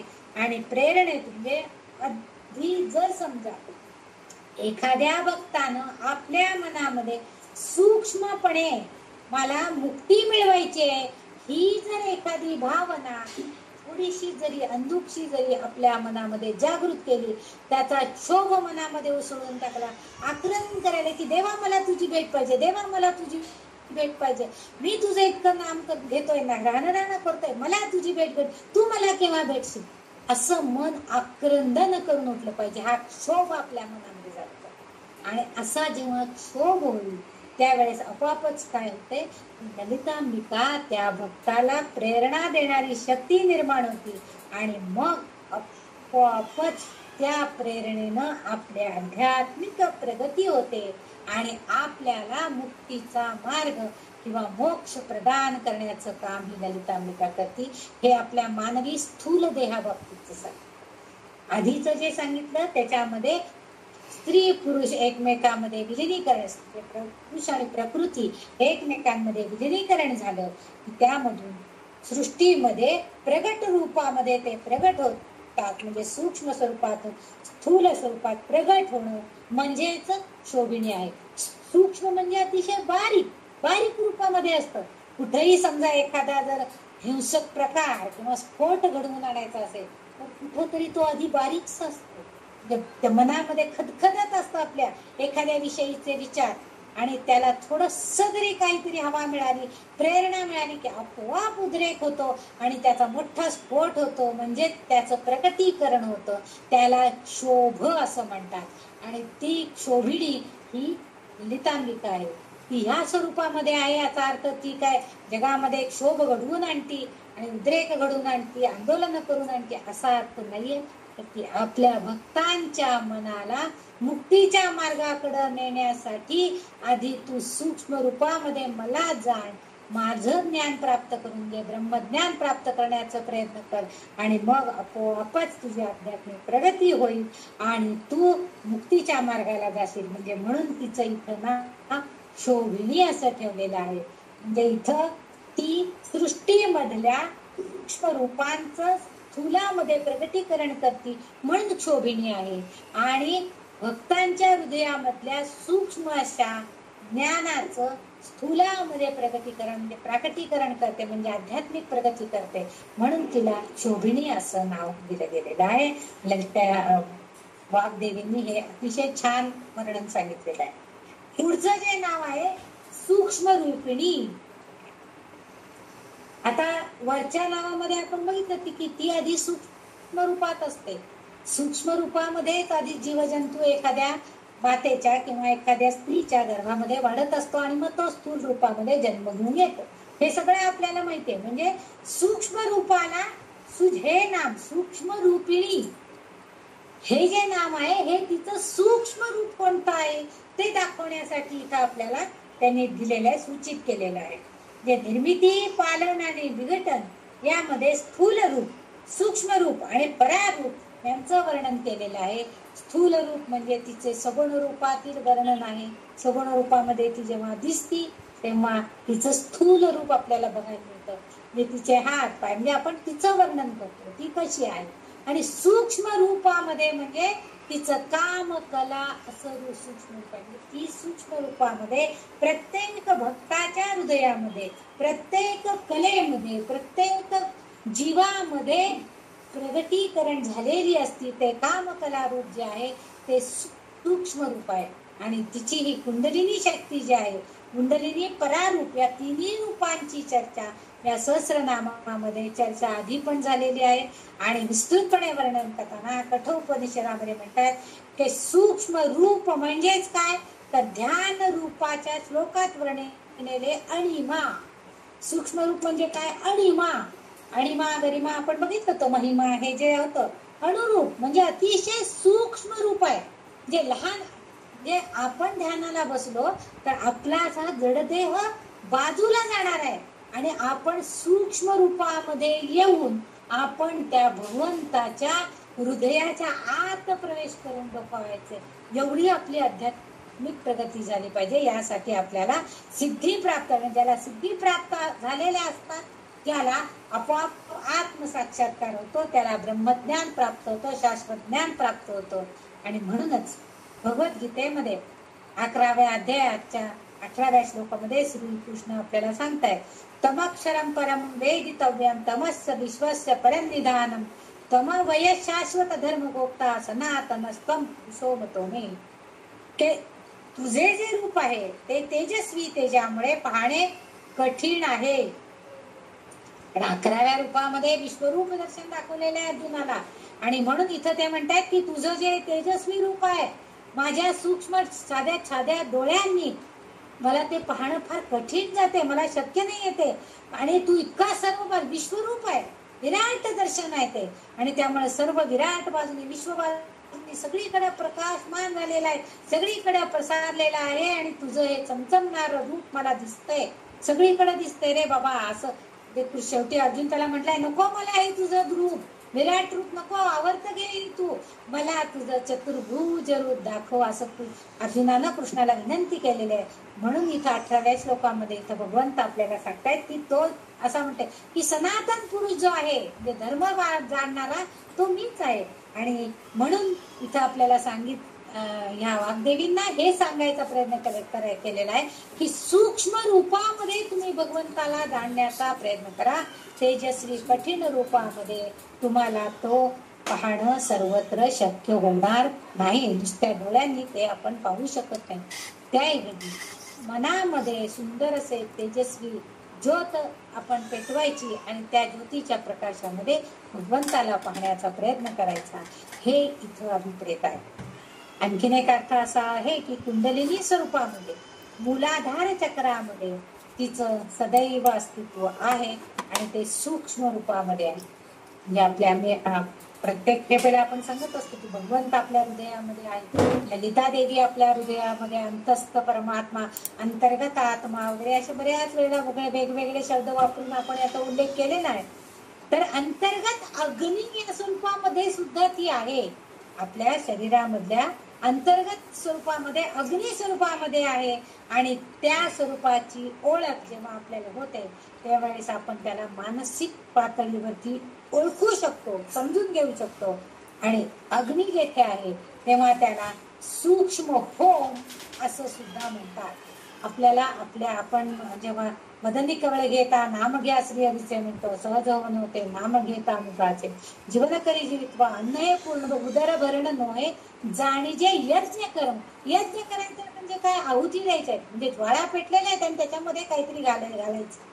तसं आपल्या जठरामध्ये सुद्धा एक प्रकारचा सूक्ष्म असा अग्नी पेटलेला आहे आणि त्याच्यामध्ये आपण घासांचे वदनी कवळ म्हणजे घास, एकेका घासाचा अग्नी आपण आहुती घालत असतो आणि मग जठरापर्यंत ते घास पोहोचतात आणि त्या अग्नीमध्ये ते सूक्ष्म रूपामध्ये त्याचं पचन होतं आणि मग पुढच्या क्रिया निघतात.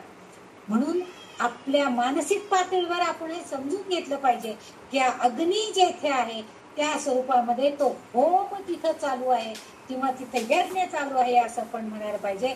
म्हणूनच जेव्हा एखादे सिद्ध पुरुष किंवा साधू पुरुष, संत पुरुष यांचं जेव्हा निर्वाण होतं त्यावेळेस बरेचसे त्यांचे जे भक्त, जे त्यांना ओळखणारे जवळचे लोक, ते म्हणतात नाही अजून महाराजांना अजून त्यांच्या भक्तांना दर्शन देणार आहे. डोक्यावर गजानन महाराजांच्या पोथीमध्ये आहे, त्यांनी सांगितलं अजून एक दिवस तरी महाराज सदेह राहणार आहेत, कारण त्यांच्या डोक्यावर जर लोण्याचा गोळा ठेवला तर तो वितळतो. म्हणजे तिथं ती सगळी कुंडलिनीची शक्ती आहे, तो अग्नीची शक्ती सगळी त्यांच्या कुंडलिनीमध्ये म्हणजे आपल्या मेंदूमध्ये एकत्रित एकवटलेली असते आणि म्हणून तिथं सूक्ष्म म्हणजे डोक्यावरती लोणी जातं. याचा अर्थ तिथं एक प्रकारचा होम, एक प्रकारचा यज्ञ सदैव चालू असतो असं म्हणायला हरकत. आपल्याकडे सुद्धा बऱ्याच ठिकाणी आपण म्हणजे आध्यात्मिक फ्युजन करणारे जे लोक आहेत ते काही आपले पुरोहित आपल्याला सांगतात की मोठा यज्ञ करणं आपल्याला शक्य नसतं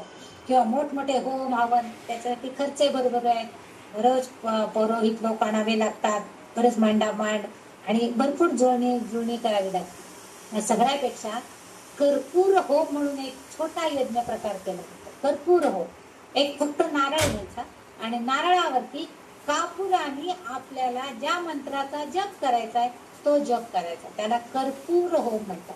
हाही एक प्रकारचा यज्ञच आहे. आपल्याला जर एखादं संकट आलं असेल किंवा ते संकट निवारण व्हावं असं वाटत असेल किंवा आपला प्रवास सुखाचा व्हावा असं वाटत असेल आणि आपण लांबच्या प्रवासाला जाणार असो आणि आपल्याला जर काही असं वाटतं, शंका येत असेल की हा प्रवास आपल्या हातून होईल का नाही, तर त्यावेळेस असा कर्पूर होम करतात. कारण काय आहे, नारळामध्ये काय बघा, वरचं जे आवरण आहे ते अतिशय टणक आहे, त्याच्या आतलं जे आवरण आहे खोबरं या स्वरूपामध्ये ते कसं मृदू मुलायम गोड आहे आणि त्याच्या आतमध्ये पाणी आहे. म्हणजे जसं आपल्या शरीरामध्ये सुद्धा आहे, आपण आपलं बाह्य आवरण जे आहे ते थोडंफार कठीण आहे, तसं त्याच्या आतमध्ये मांस रक्त सगळं आहे आणि आतमध्ये पाणी आहे. आपल्या शरीरामध्ये भरपूर पाण्याचा साठा आहे. आपलं शरीर सुद्धा एक प्रकारचा यज्ञच आहे असं समजायचं आणि ते नारळ एक प्रतिकात्मक घेऊन आपण त्याच्यावरती कर्पूर लावून मंत्राने त्याच्यावरती होम करायचा आणि त्याचा सुद्धा एक यज्ञ केल्यासारखा परिणाम किंवा आपलं विघ्न दूर करण्यासाठी परिणाम केला जातो. म्हणून इथं त्याला सूक्ष्म होम असं सुद्धा म्हणतात, सूक्ष्म यज्ञ असं सुद्धा म्हटलं जातं. म्हणूनच तिचं इथं सूक्ष्म रूपिणी असं तिच्या नावाचा उल्लेख आलेला आहे. म्हणजे ती सूक्ष्म रूपामध्ये म्हणजे अग्नी स्वरूप तेजस्वी अशी ती आहे आणि त्या सूक्ष्म रूपामध्ये सुद्धा ती आहे, हेच आपल्याला इथं अभिप्रेत करायचंय त्या वाग्देवींना. म्हणून त्यांनी हे सूक्ष्म रूपिणी हे नाव इथं तिचा संबोधन म्हणून इथं वापर केलेला आहे या सहस्रनामामध्ये. आता हा 96 नंबरचा श्लोक आपण संपवलेला आहे. आता आज आपण इथंच थांबूया. जे काही ज्या नावांचं थोडंफार सांगण्याचा मी प्रयत्न केला, गॉड नोस तिलाच माहितीये की काय बरोबर सांगितलंय काय नाही. जे बरोबर सांगितलं असेल ते सगळं तुम्ही स्वीकारा. जे काय थोडंफार चुकलं असेल तर त्यासाठी मला तिन्हीही माफ करावं आणि तुम्हीही माफ करावं. तुम्ही सगळ्या जणींनी धन्यवाद आहे तुम्हाला. सगळ्यांनी शांतपणानं सगळं ऐकून घेताय, मध्ये कुठलाही डिस्टर्बन्स न होता. आणि अशा प्रकारे आज आपण इथं 96 श्लोक आणि 467 नाम तिचे आतापर्यंत अभ्यासलेले. प्रत्येक नावाला वेगळे पण आहे, प्रत्येक नावाचं वेगवेगळं स्वरूप आहे आणि ह्या रूपामध्ये ती अखंड आपल्या बरोबर आहे हे आपल्याला समजलंय. एवढंही आपलं भाग्य निश्चितच चांगलं आहे की ती आपल्या बरोबर आहे आणि ती ओळखून घेऊन तिची कृपा आपल्यावरती सदैव राहावी एवढीच प्रार्थना. आपल्या सगळ्यांना तिचा कृपा प्रसाद मिळावा एवढी तिच्या चरणी प्रार्थना करते आणि आज मी इथंच थांबते. जय जगदंब, जय भगवती, जय.